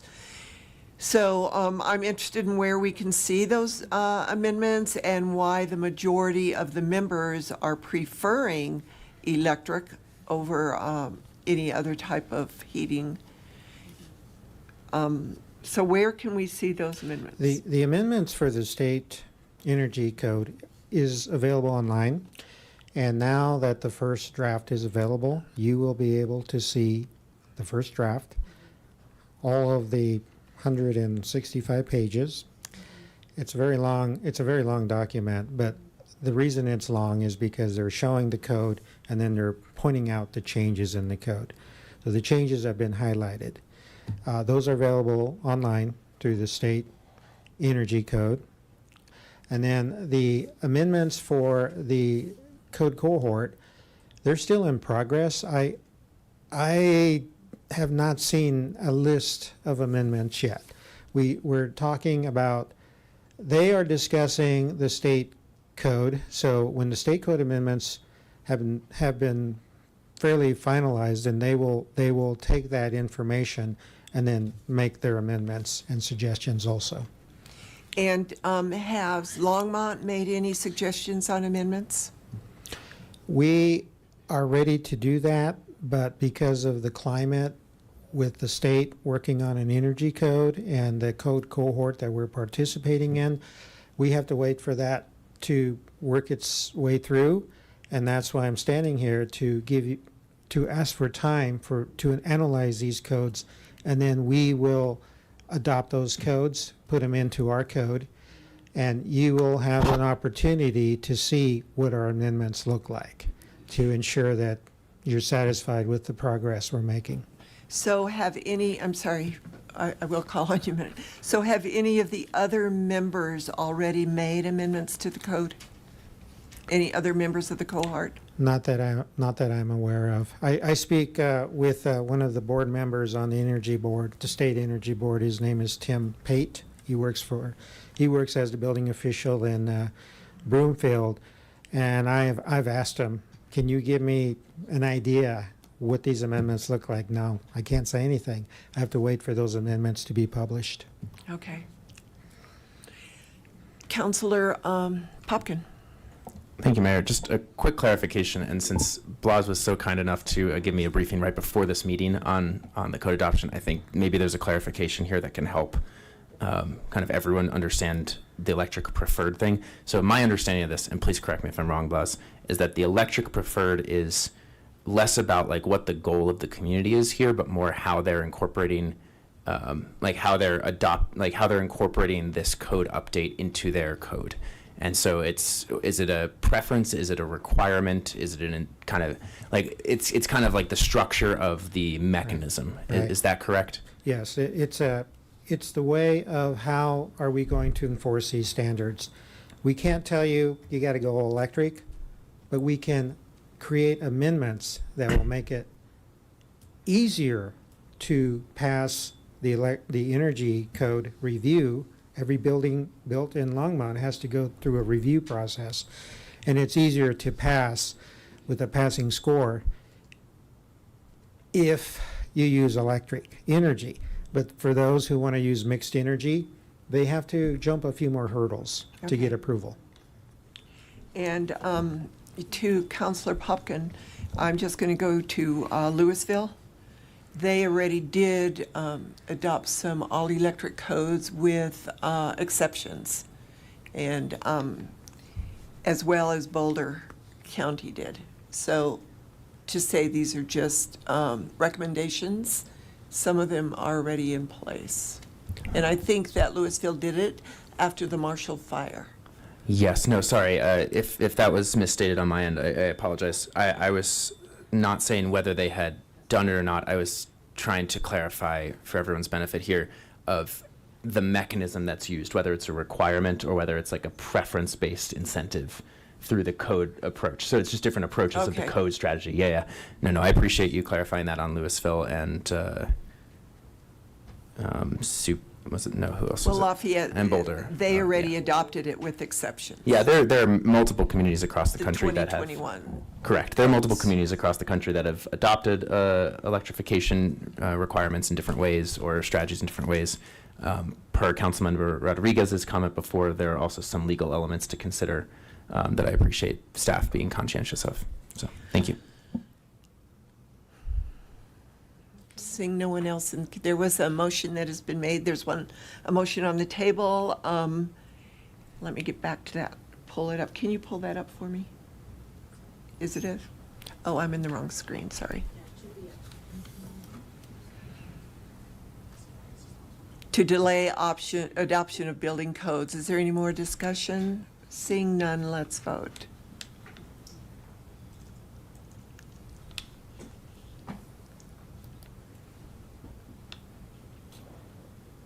I'm the only dissent.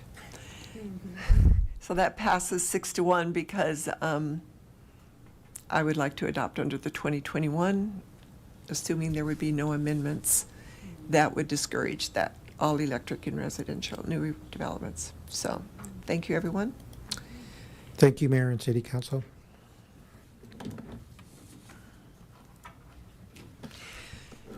Thank you. Susan, did you say, you look like you wanted to say something. Come on up to the microphone, please. My mouth open. I know, I saw that.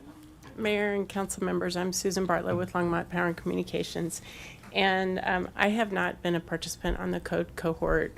Blas and Matt and Lisa have all participated.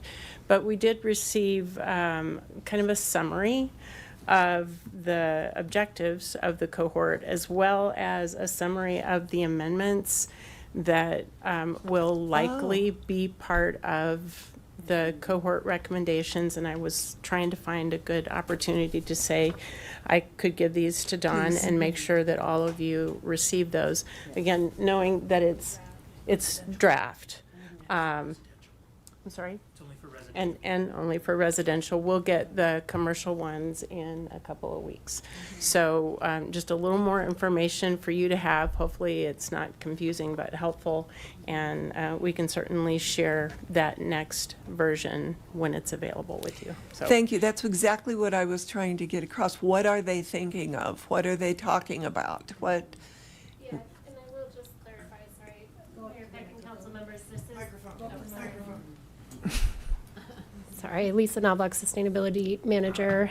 Mayor Peck and council members, I just want to also clarify, I know this is confusing and there are many different components of this at many more layers, that this is referring to the Northwest Regional Code cohort and not the state's low energy and carbon code, which also has a draft out right now as well. Okay. The code cohort is following the low energy and carbon code, and their goal, in addition to the ones that Blas mentioned during his presentation, is to be a pathway for communities that want to go above and beyond what becomes the final version of the state's low energy and carbon code. So it lays out scenarios and pathways for communities that want to push further on things like energy efficiency and building electrification and other components like that. So trying to make that as clear as possible, knowing that there's a lot of different pieces that are in play right now. Thank you very much for that clarification. Okay, any more discussion on this item?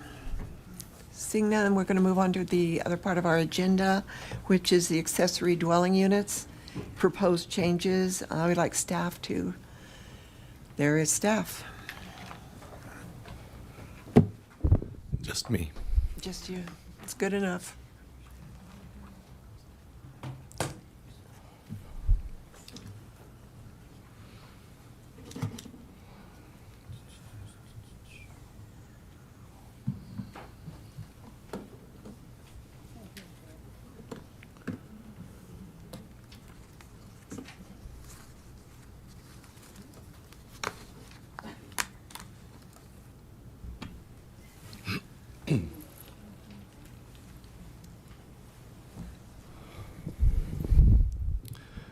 Good evening, Mayor Peck, members of council, Dumper Chat with Planning and Development Services, here tonight to talk to you a little bit about the regulations that were passed by the state of Colorado regarding accessory dwelling units and the requirements that are placed upon us as far as amending our codes to allow for the construction of accessory dwelling units in a fashion that would be different than what we currently are doing in the city. There's also a couple of options that the state has allowed for the communities that are affected by this regulation to have a couple choices related to the residency of a property owner, and also whether or not to allow or not allow the short-term rentals in accessory dwelling units. So I'm going to quickly go through my presentation. Ultimately, we're looking for direction from the council.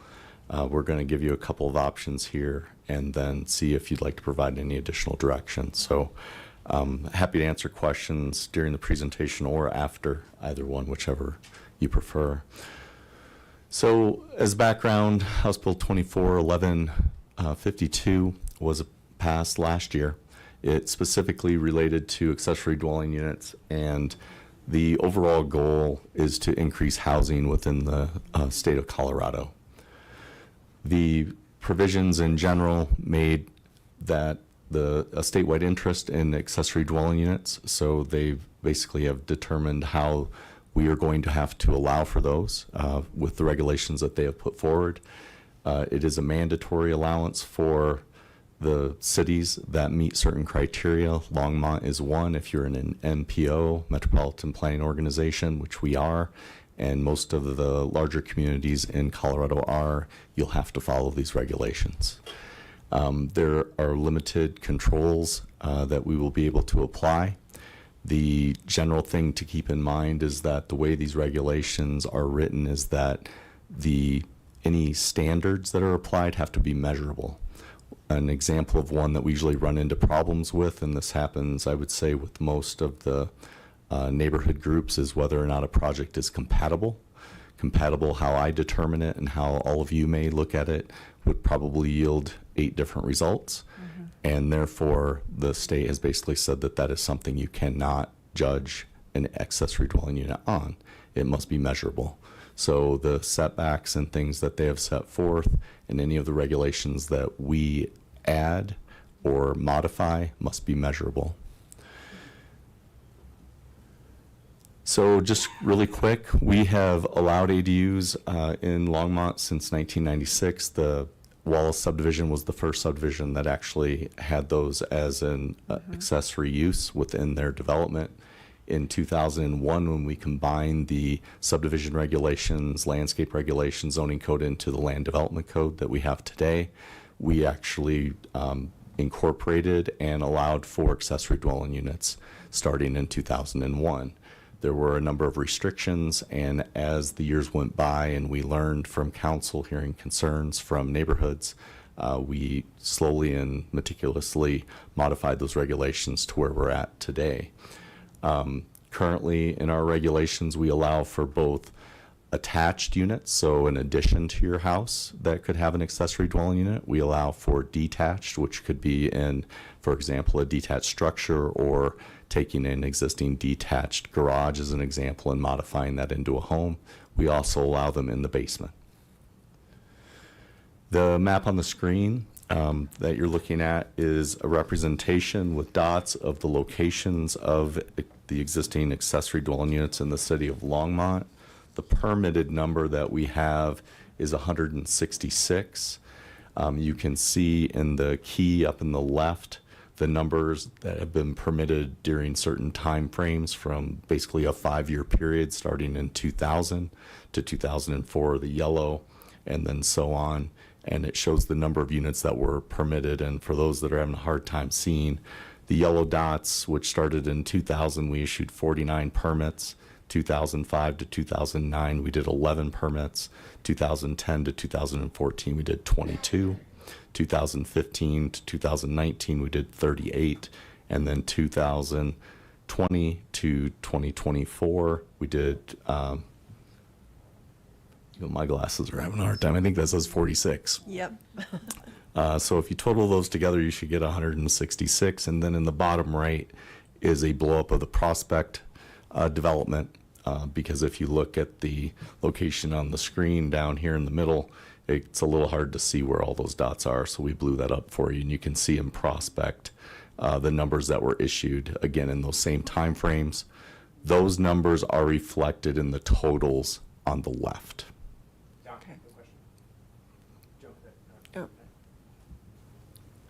Thank you. Just to hone in on this, there are 94 ADUs in Prospect, and that represents more than half of the entire ADUs in the city. Currently, yes. Wow. Okay. Wow. Good to know. Thanks. Yeah. All right. So next, we've identified, based on the state requirements, what we need to modify in order to be in alignment with the requirements of the state that will take effect here in June 30th of this year. First is that we have to modify our process to make sure that it's an administrative process. So the easiest way to think about that is that there is no notice, there is no public process for an ADU. Think of it as that you want to pull a building permit to, say, finish your basement. There's no notice when you do that. You just meet the codes, you submit your application to the building department, they review it. If it meets the codes, they issue you the permit. That's the process that will be required for accessory dwelling units moving forward. The state said that we have to allow ADUs between 500 and 800 square feet. There are a few things that we can restrict on size based on the maximum size of a house. But again, they've dictated that we have to allow ADUs between 500 and 800 square feet. The rear setbacks we currently have for accessory dwelling units are 10 feet from the rear property line. Those we have to reduce to 5. The parking requirements, in general, we are actually more lenient than the state currently on their regulations, but just looking at some of their recommendations for when a parking space could be required, we are going to recommend that there be a couple of modifications to the standards. And specifically, think of it this way. If there's no parking on a property right now, and someone adds an accessory dwelling unit, then the code, or what the state is saying, is that you can require one. If there is no parking on the street, so there's no public parking on the street, you're going to add a unit, you can also require a parking space. So we're going to look at some parameters for, in certain unique situations, if we run into those, that we have the ability to require a space to make sure that we don't cause any kind of problems in the neighborhood. And then the last item that we need to modify is the city currently has in our accessory dwelling unit regulations the requirement that the owner of the property that has an accessory dwelling unit must live in one of the units on the property they own. They must live in either the primary or the accessory dwelling unit. If you do not, technically you are in violation of our regulations, and that's a problem. Under the state's changes, they do not require the owner to live there after the unit has been constructed. And that's one of the questions that we're going to be asking you here in a second, is whether or not we want to have a residency requirement in order to apply for the permit. The state has, the state has allowed for cities to actually require that you be living on the property that you make application for. And I think there's a reason of thinking that that way that would keep someone who's buying property from out of state or other outside the municipality from just buying it and then turning it into two rentals and not having any ownership of the property, at least not ownership in the sense of owning the property, but maybe ownership as a responsibility to the community. So those are the things that we are specifically going to be making changes to. So the council discretionary items, so we have two. The first is this residency requirement related again to whether or not they need to reside on the property in order to apply for the accessory dwelling unit.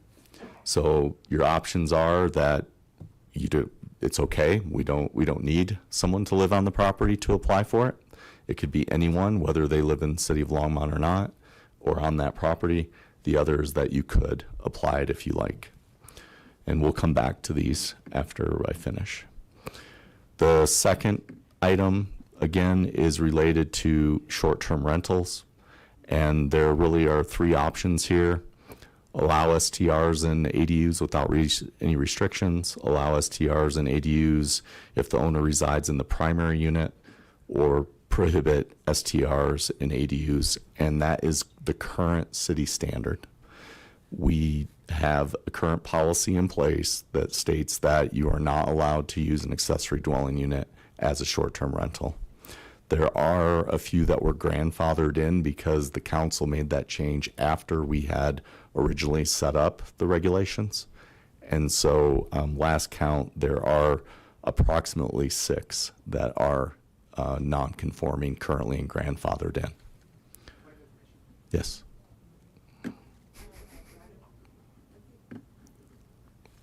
I think we're going to wait until the end of the presentation. Just to clarify. Okay. What is it? How does the city define short-term rental? Any rental less than 30 days. Less than 30 days. Thank you. Let's hold our questions until the end of this presentation. Write them down. Okay. I only got, I think, 2 slides left. I know. All right, next steps. So we're asking for council to provide us direction tonight. We'll give you those options here in just a second. And then either way, depending on which versions you choose, we will bring back an ordinance to amend, at least to make sure we are in conformance with the state regulations. And if council chooses to direct us on the other 2 items, then we'll include those. Depending on council's direction, our anticipated time to come back would be April, May of this year for adoption and review. And again, as a reminder, whether we finish on time or not, the regulations from the state take effect June 30th, 2025. So the options we have for you tonight is you can just direct staff to amend the Land Development Code for compliance only with the regulations, or you could have us also address the 2 items that I went through regarding short-term rentals and the residency requirements. And we would hope that you would provide us direction on both of the items that are the council's discretion. And I have those available to look at here if you'd like, and that's the end of my presentation. Thank you. Councillor McCoy? No, that's me. Councillor? Next, yeah. All right. Thank you. Can you go on the slide, and I lost track as we were moving through these, that's why I put my name in the queue right away. The one where we had the options for the short-term rentals, there were 3. Sure. It was allow without restrictions. So currently, we prohibit short-term rentals in the ADU. Yes.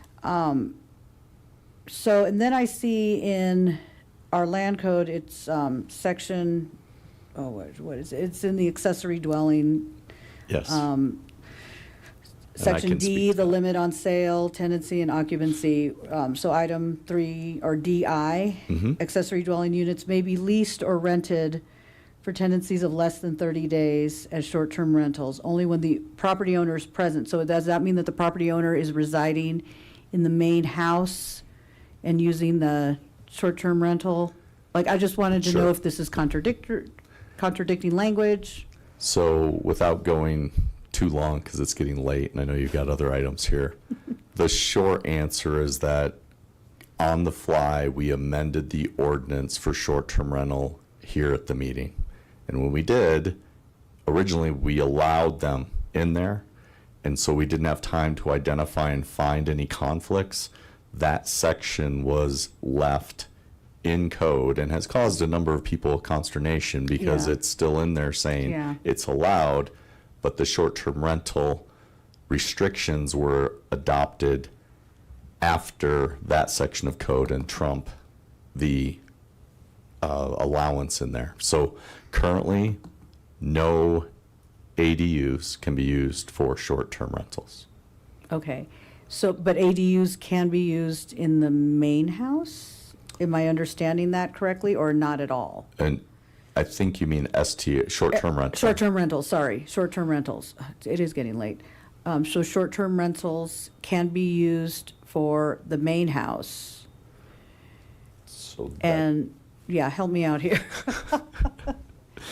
just a second. I was looking at that earlier, and my recollection, and I might have to step aside here for a second, and Jeremy's probably checking too, is that my recollection is that in the primary home, you can do a short-term rental.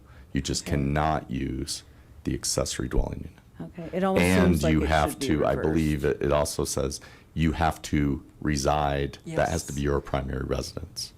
So you can't live in the accessory dwelling unit and then treat the principal as a short-term rental. You have to live in the primary residence and you can rent out that unit. So an example, I have a house, I have a detached accessory dwelling unit. I live in my house for 6 months out of the year in Colorado, and in the winter I snowbird to Arizona. I could short-term rental my house because that's my primary residence, but I cannot short-term rental the accessory dwelling unit. So that would sit vacant? That would Or be, you'd have a long I would have a term- long-term rent, or Right. at least month to month, in order not to fall into the the definition for short-term rental. Okay, okay, I just want to make sure that any option we choose, that one, it doesn't contradict existing code, and we don't create an unintended consequence that just convolutes Part of our situation. Part of our revisions, based on the direction you give, will be to make sure that there are not. And that's why we want to do it now instead of Yeah. in the public hearing. Yeah.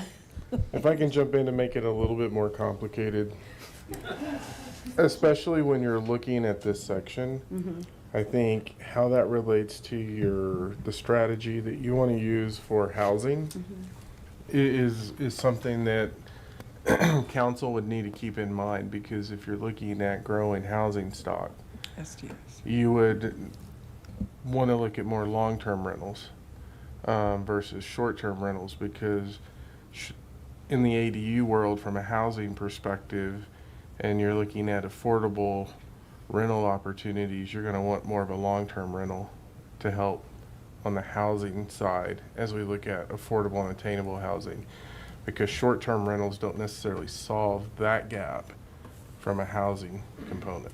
So there's a different lens that comes into this question. Well, and I guess I my concern with totally prohibiting these. So I think about in the case of the Superior Fire, where people were displaced from their home, but, maybe they just needed a space for, 3 to 4 weeks, little under a month. Just having those options available is just, I'm just throwing thoughts out there, but, no, I understand. So thank you for that.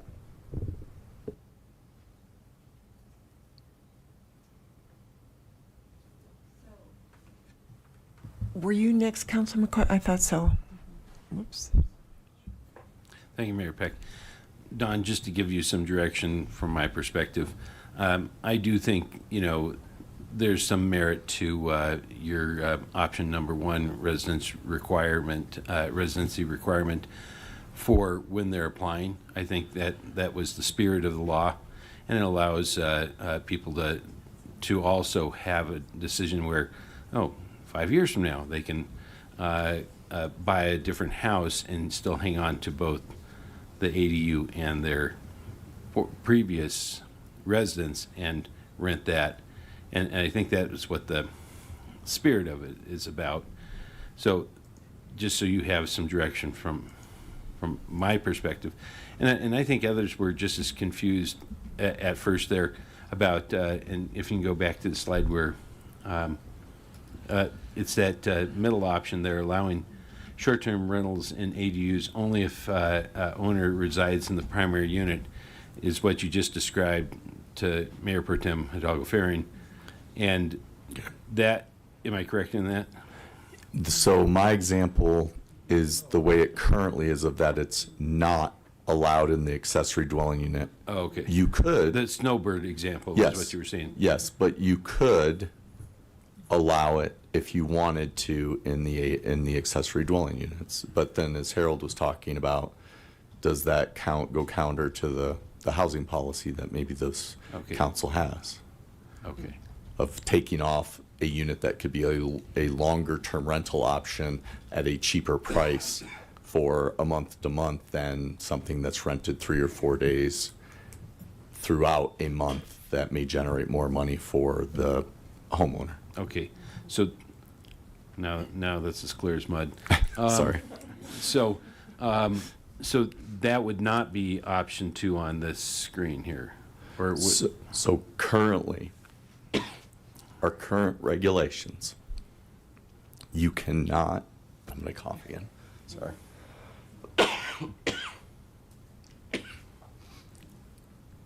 Under our current regulations, you cannot use an accessory dwelling unit as a short-term rental. Right, and I understand that. So, and I'm supportive of that. And so an option is that the council could allow them in the accessory dwelling unit, and one of the options would be if the owner resides in it, versus I own a property with 2 units because I already got my permit and I bought my other house now and I've left. Can I rent one of those as a short-term rental? Right, and the answer is no, right? Am I understanding that right? We allow currently in the short. I'm sorry, been talking too much. That's my beeper.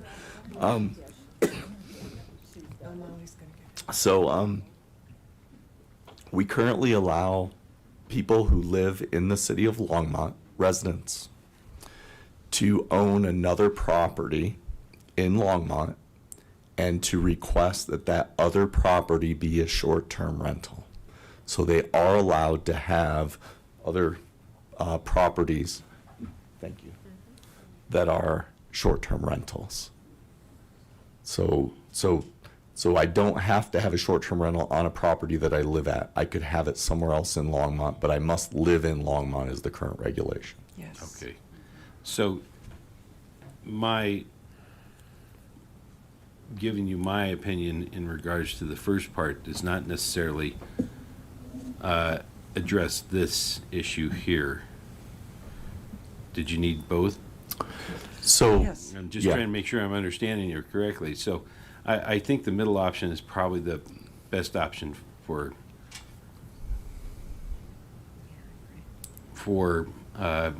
trying to address let me read this. So Never mind. So I'm just giving you the first one. I'm Sure. got to think about this. And just so the council understands, if you're not comfortable making a decision on the short-term rentals, because it is a big issue, we could bring something else back. We do not have to have that decision tonight. This is definitely an option. I just wanted to let you know it's an option. And if you want to pursue it and you want us to bring it back and just discuss that item, we could do that. If you're comfortable with the other about the residency, yes or no, let us know. And then we can bring that back in the ordinance that is going to change the accessory dwelling unit regulations to meet the state regulations. So we just want to let you know, you have some options. Okay. If you're comfortable, great. If not, you want to tell us to come back with more info, we're happy to do that too. Councilor Rodriguez. Thank you, Mayor Peck. Thank you, Don, for your presentation. These comments are more for the courtesy of my colleagues on City Council. Considering the options in front of us tonight, I am in favor of requiring that if you are going to build one, I mean, obviously, I know that after it's built, then the residency requirement goes away. But to build one, I firmly believe that you should be inherently invested in the community and as such as a resident. So I would vote in that way on option 1, or item 1, if you will. On item 2, when we talk about short-term vacation rentals, I know not every member of council was on the council that last dealt with that. I don't actually think that many of us were, to be honest with you. I was on that council, and I would say that the House or the state legislation inherently, I think, or inherently suggests that they are not looking for accessory dwelling units to be used as short-term rentals, because they were looking at this as some sort of mechanism to address housing shortages. I'm not for massive short-term vacation rental availability. I was very much for strict regulation, and in this case, I'm still for strict regulation of short-term vacation rentals. So I would prefer, and I will vote accordingly, to leave our current regulations in place concerning short-term vacation rentals and accessory dwelling units. And so those are my two, and I will vote that way, and that's why my comments are meant for my colleagues more so than staff. Thank you. Thank you. Councilor Pumpkin. Thank you, Mayor Peck. I largely agree with my colleague, Councilmember Rodriguez over there. I think if this is going to be a piece of the pie that addresses some of the housing challenges we face, continuing the standard of prohibiting short-term rentals and ADUs is the way to go here for now. There are other cities that have been overrun by short-term rentals and are trying to course correct. And I think it's probably helped that the city has been a little bit ahead of the game in that way, to allow for a more diverse housing supply here. So I would certainly support prohibiting short-term rentals, at least for now, in ADUs, which is our current policy on that. And then if we go to decision number 1, I think I would also support the residency requirement in place here. I'd be open to, if we wanted to get a little bit more nuanced, allowing the ADU to still exist in the property owner's and used as a long-term rental property, as long as the the property owner still resided in Longmont, to kind of keep the investment in Longmont. But if that's not a part of the piece that we want to consider at this point, I would certainly at a minimum want to require residency residency on the property before applying. There's one other direction that I wanted to explore here with staff, and Don, I sent you some of these questions in advance, and you've addressed some of them in the presentation already, so I appreciate that, and we'll skip some of those for the sake of time. Page 11 of House Bill 24-1152 states that municipalities shall allow, quote, subject to an administrative approval process, end quote, 1 ADU as an accessory to a single unit detached dwelling. And so I guess I wanted to clarify two things here. When the legislation says, quote, administrative approval process, what does that entail from staff's perspective, and like what is the current, and how would that compare to the current process for ADU approval? So up on the screen, we've got a couple flow charts. So the blue, dark blue to black on the left and center show our two current processes for handling accessory dwelling unit applications that come in for review. And the green would reflect the standard that the state is setting up. The time frames or estimates that I've included, just to give you an idea of really what they're looking at from a savings of time, at least under our current processes. So as an example, any basement conversion into to another unit in your house, or if you have a large house that's a ranch or 2-story and you wanted to convert one of those floors into an accessory dwelling unit, you would submit an application to us. It would go to the DRC managers meeting that we have every 2 weeks.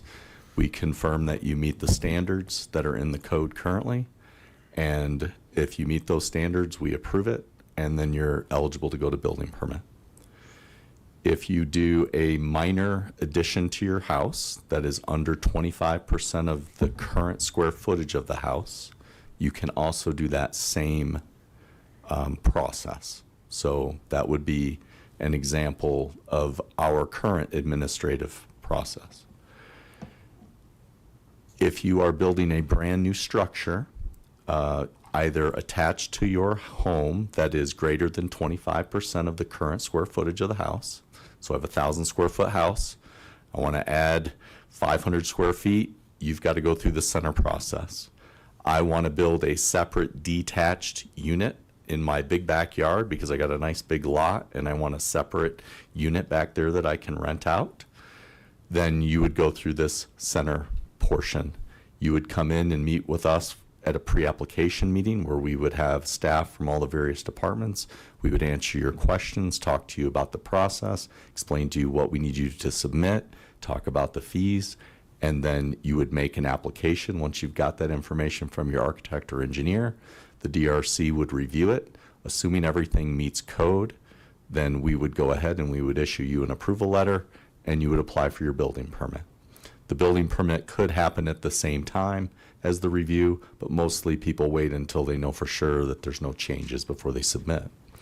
And then under the state's process in the green, we will have a checklist. We will have an application form that defines every standard that you will have to meet in order to be approved for that accessory dwelling unit.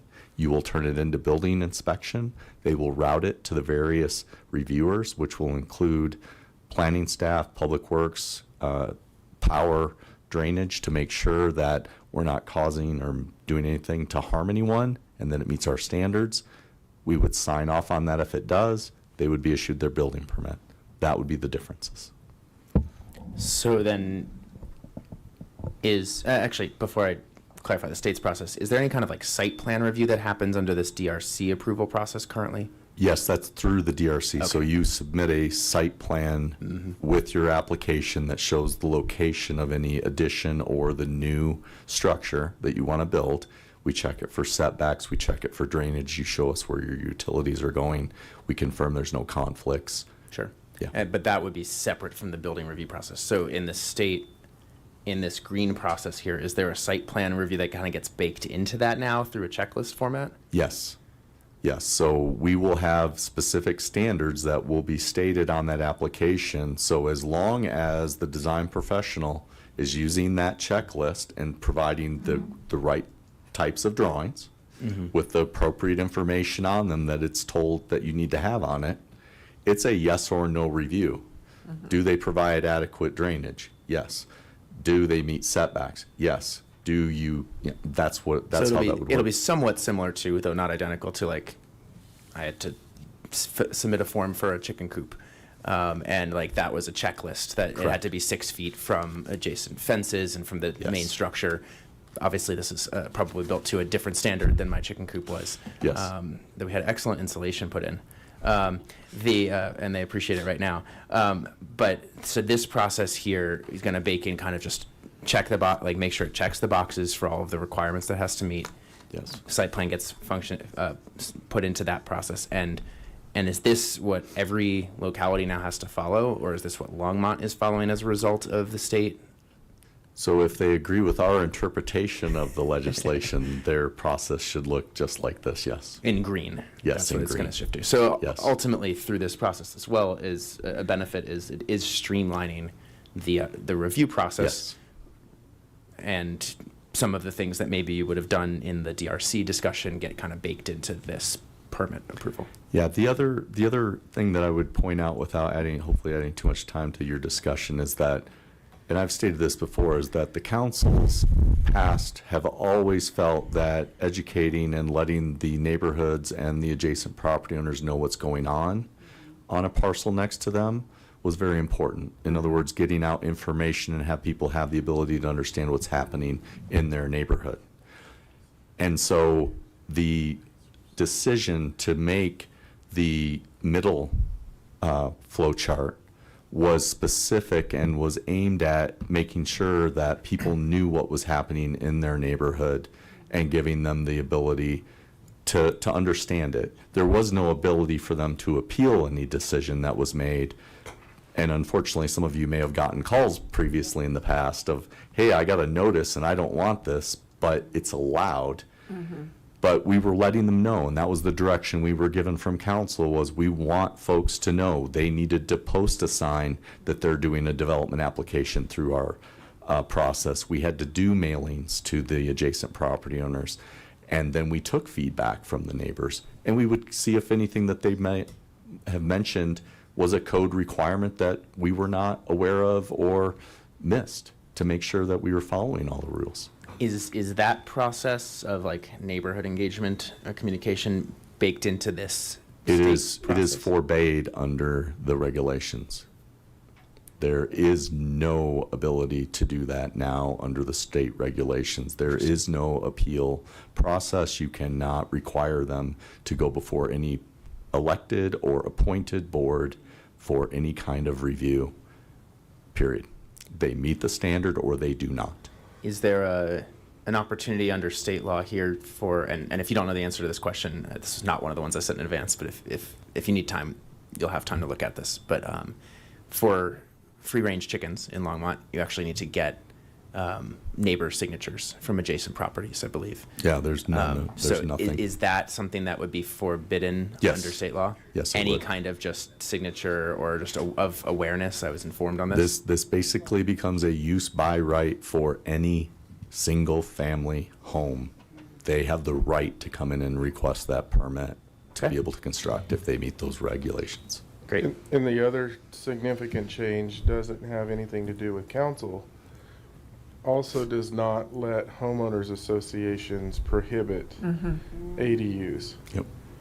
And so when you think about where are ADUs, Yeah. a lot of HOAs prohibit ADUs.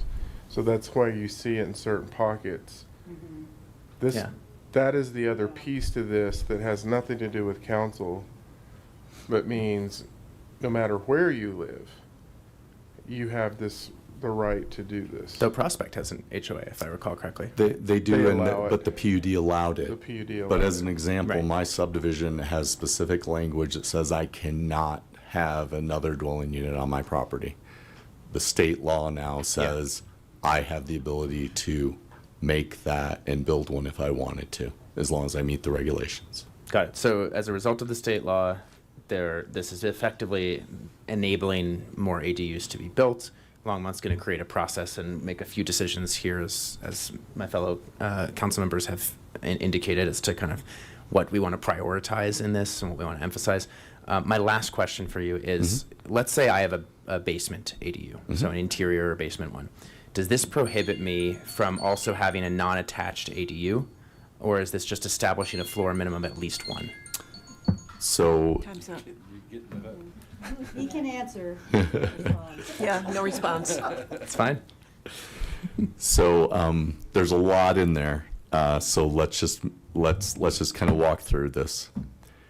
The state regulation states that any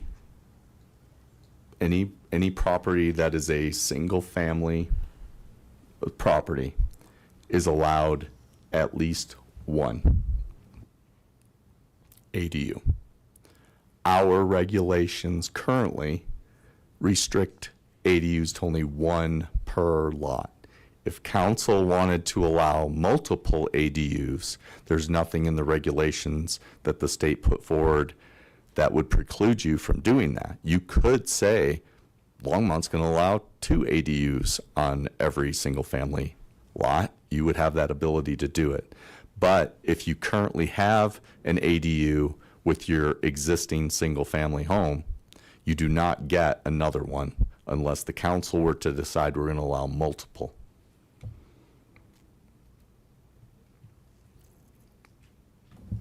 And we're not recommending that. Thank you. Mr. Burchett, I'm just going to weigh in mostly. For your number one question, I'm in favor of B, which a residency is required. And on your second question, just to clarify, a short-term rental is less than 30 days, correct? Yes. Okay. So if you keep somebody for 31 days, that's a regular rental. So I'm in favor of number 3, to prohibit them for now. But you are living in close proximity, so sometimes there needs to be a little wiggle room with tenants. Okay, and then I have another question. You said that the state allows between 500 and 800 feet. Is there an 800-foot limit for this short process? Or if you have a mansion, can you have like a regular-sized house as an ADU? So under our current regulations, we restrict you to your accessory dwelling unit being no bigger than half of the finished floor area of your current home. So if you happen to live on a half an acre lot, which there are some in Longmont, they're say 10,000, right? Mm-hmm. And I have a 2,800 square foot house that's finished. That's all my finished floor area. You technically could have a 1,400 square foot accessory dwelling unit in your backyard, which would be about a ranch style home that was built in the 70s. Yes, that would be, that currently under Longmont's regulations, that would be allowed. Anyone who so far has looked at that and has tried that after they've done the math has not been able to make it work yet financially. So because we have had a couple that have tried to come through and then they've walked away. They can't make it. I think they figured out how much it actually costs to construct it and what they could run it for, and they couldn't make it work. Doesn't mean that someone else couldn't, but to your point, yes, if you have a very large house, you could have, under our current regulations, a very large ADU. And right now, I don't know that unless council were to tell us that that's a concern, that we would want to change that standard to allow people to be able to still build up to half of the size of theirs, which would allow for greater than an 800 square foot ADU. So these size limits are kind of minimums, if you will. It's the range we must allow in the regulations. And so we will need to make sure that we put in, for example, if you have a 1,000 square foot house currently, say in Old Town, which would not be unheard of, we have to allow for a 500 to 800 square foot accessory dwelling unit. Under our current regulations, you'd be limited in a 1,000 square foot house to 500 square feet. So we have to at least allow them to go up to 800 if they wanted to. So there will be some modifications, but we still feel that having the ability for folks to have some flexibility is still a good thing. Okay, thank I you. think the other side of the equation is if they could build a 1,200 square foot ADU, this is what the state's mandating is 500 to 800. The 1,200 would go through our other process, or would it go through this? It would still go through there, through the new process. It would still be an over-the-counter permit. We have the ability under the regulations to go and allow less than 500, which we would. If someone had an 800 square foot house, we would allow them to build a 400 square foot ADU, which is more in line with what you would see on a detached two-car garage size of a structure, and we're allowed to go more if we want to under the state regulations. Okay. Okay, thanks. So let's go through this and everybody just weigh in so we give direction and as concise direction. We'll start with Councilor Yarbrough. The first one would be to direct staff to proceed with the amendments to the LDC to be in compliance with House Bill 241152. Yes. Okay. And residency requirement, where the property owner resides on the parcel when an application is submitted for an ADU, yep. And short-term rentals, stick with what we have now, none allowed, okay. And you gave your update, okay. Okay, thank you. So with the residency requirement, yes, I agree that the property, there should be required residency before applying.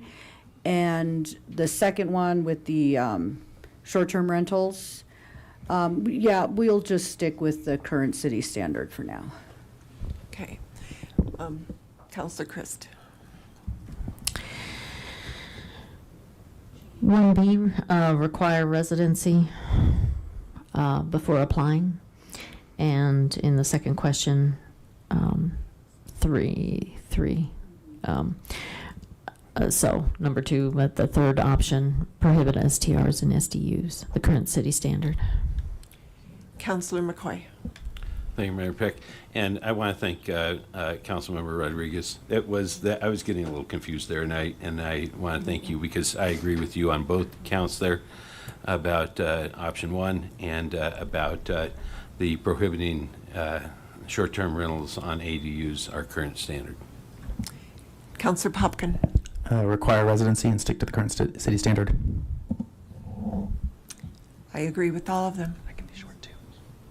Awesome. Excellent. Number 2, and yeah, residency and short-term. Thank you very much. You're welcome, thank you. That was a lot of questions. You guys have a great night. Thank you. And you're going to be adjusting those contradictory language. Thank you. All right, we are now on the last presentation, which is to request authorization to pursue legal action against Golden Triangle Construction, Inc. concerning a breach of contract for construction at the museum and police storage facility. And we have Jody Marsh, Assistant City Manager. Mayor Peck, members of council, thank you for your time. I have a very brief presentation. The staff report encapsulated the details of the request before you this evening. We are talking about one of our city facilities, Museum, Police, and Storage, which is out by the shooting range in Weld County. This building was completed in 2018. In 2023, staff encountered water and some roof membranes that were separating. We've since done a series of investigative work to look through how to fix that. We know that the repair costs for that roof could exceed $800,000. After taking a look at all of our options, we are requesting that council authorize us to file civil action in court. And with that, if you have any questions, Eugene and I are here to respond. Are there any questions from councilors or discussion? I think that it was really given to us in a very good presentation already, in a very good discussion in executive session. So thank you. It looks like we understand. So we need to make do we need to make a motion here to give authorization for them to? Okay, I move that we give authorization to our city staff to pursue legal action against Golden Triangle per Construction, Inc., concerning the breach of contract for construction at the museum. Oh, sorry, second. And storage. I'll say, okay. It's been moved by myself, seconded by Mayor Pro Tem Hidalgo Faring to give authorization to council to pursue legal action. All those, let's vote.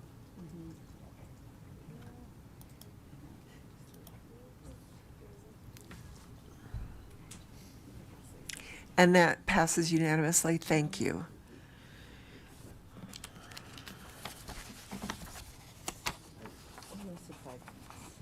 Or what? We are now at the 2025 legislative bills recommended for City Council. Thank you, Mayor. Sandy Cedar, Assistant City Manager. I'm back with one bill today, Senate Bill 25-117, concerning the reduction of transportation costs. This essentially is kind of a cost reduction bill on the state side, repealing some of the fees that currently we get a portion of for some of our transportation funding.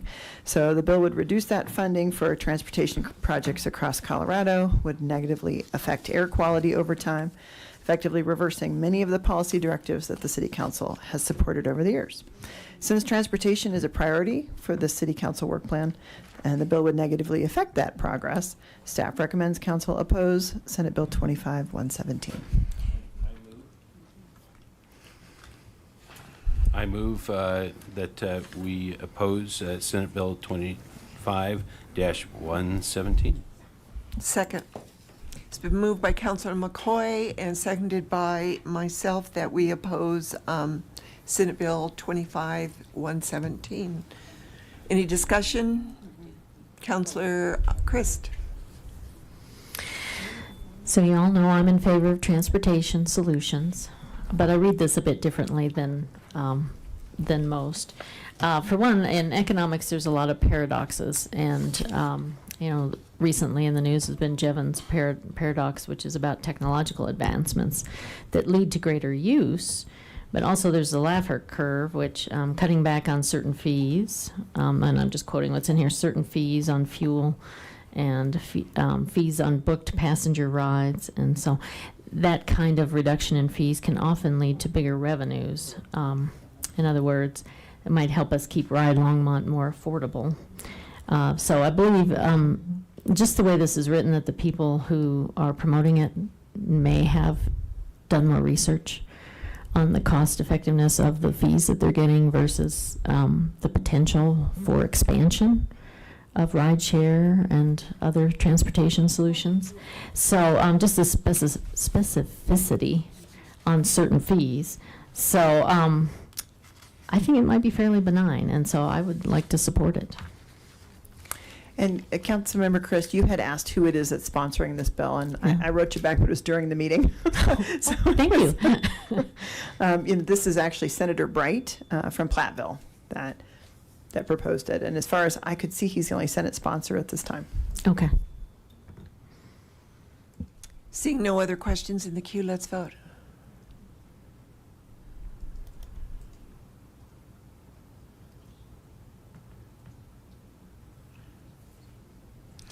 So that passed 6-1 with Councilor Christ opposing. Thank you, Mayor. Thank you. We are now at final call, public invited to be heard. Is there anybody in the chamber that would like to address the council?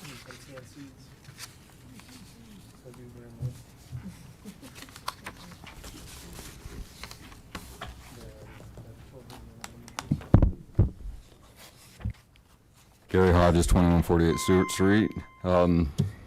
Just notes I took. This is about that first talk on electrification. So there is no path to net zero emissions by any practical way we have today with technology. Such a suggestion is floated to the public is a massive disservice to the truth. There is also no green energy transition occurring. That's not my opinion. You can go very easily to our World in Data, look it up. If you have any questions or disagree with me, I'd be happy to point you to that. All electric does not mean CO2 free. It's because of the inescapable truths of mining and refining. You have to move a lot of rock, crush a lot of rock, transport it, and such. And so it's like electric cars. You release it in the beginning and get it at the end. The United States accounts for about 15% of global emissions. Colorado, if my recollection of populations nationally and locally are correct, that's about 1.25% of U.S. emissions. So electricity is about 20% of all CO2 emissions, and so you start getting down to smaller and smaller numbers here. And if we care about making life affordable to residents of Longmont, we as a city should really push back as strongly as we can against the state on some of these things. Yeah, it's anywhere, any city, state, country that has added wind and solar to their generation portfolio, electricity costs rise substantially. There's a relationship, a clear relationship. So for essentially negligible gain, we're going to increase the cost of living here dramatically. There's unintended consequences. There's no such thing as a free lunch. Remodeling will slow down, or if we pass these code changes, because people won't remodel their house if it gets too expensive, and so you'll end up with more houses that are not remodeled where maybe people wanted to. Let's see, all electric won't be cheaper. Gas is cheaper now, I saw this the other day, than it was, I think it was 20 years ago. And so that was kind of interesting. Councilwoman Chris mentioned Jevons paradox. That deals with efficiencies, and so you can make the per unit items more efficient, but it creates more energy use of the things that you're making more efficient. And so I encourage you to look this up. Again, this is not my opinion. This is true, and I'd be happy to talk to anybody about any of this, but I'm out of time. Thank you. Thank you, Gary. Come on. Every time I come up. I wonder why. Terry Moore, Three Birdsville Place. I would like to echo everything he said is very good. I want to remind the council that Texas had a lot of wind and solar. And look what it did for them a couple of years ago when they had a big freeze down there. We live several degrees north in latitude and 5,000 feet higher. So I don't think this is a good idea. I live in an all-electric building, and it's just a mess. We have to run a wood stove to compensate, and that's not helping anything. Matter of fact, it has the opposite effect. And this is all because there's no gas there. Gas is cheap, and you burn the methane. And if you want less CO2, why not plant more trees than what we've been doing? This to me is ludicrous, and it is insane. I don't like cohort and things like them, like a regional council of governments, because that's being pushed by the UN. And remember those strings I talked about? Any money that comes from those is going to have strings, whether you get it now or you get it later. Thank you. You're welcome.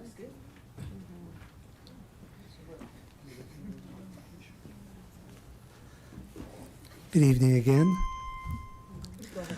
Steve Altshuler, 1555 Taylor Drive.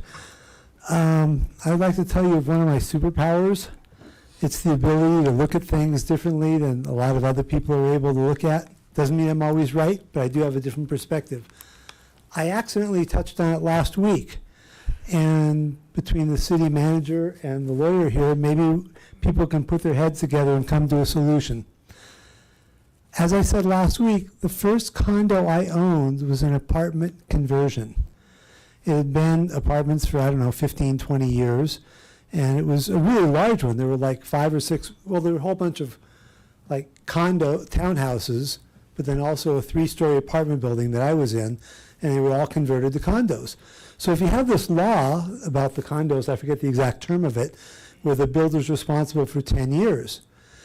If you take an apartment building, and you can call a realtor, you can put out flyers to the owners of these apartment buildings saying, would you be interested in selling, and work with the owner to convert it to condos and sell it to individual people. I don't know if you would need the apartment building to be at least 10 years old, or if it could be 2 years old and then converted to condos, and so now it doesn't matter because it wasn't built as a condo. So there's details like that that I don't know that could be worked out.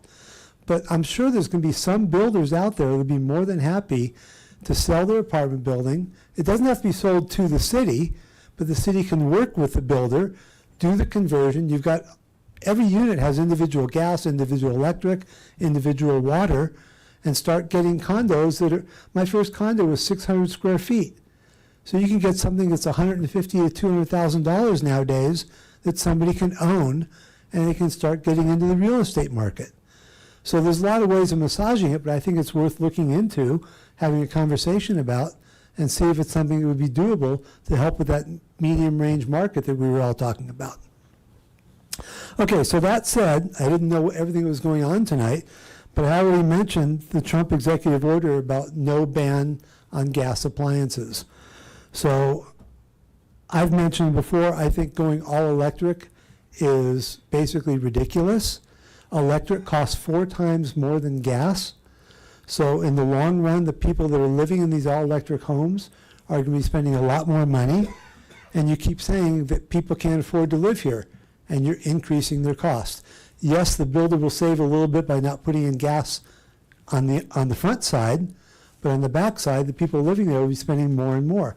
And when it's cold like it is now, and you have a brownout or a blackout, and the electricity is not working, you're going to have people freezing to death in their units because there's no alternative energy source. Thank you. Thank you. Oh, no, you've already spoken. I just want my pen. Oh, I'm sorry. Yeah, donation. Seeing no one else that is speaking at final call, public invited to be heard. We are now at mayor and council comments. Seeing no one on council, oh, well, that was fast. I just wanted to address the graffiti and vandalism that happened down on around 6th and Main.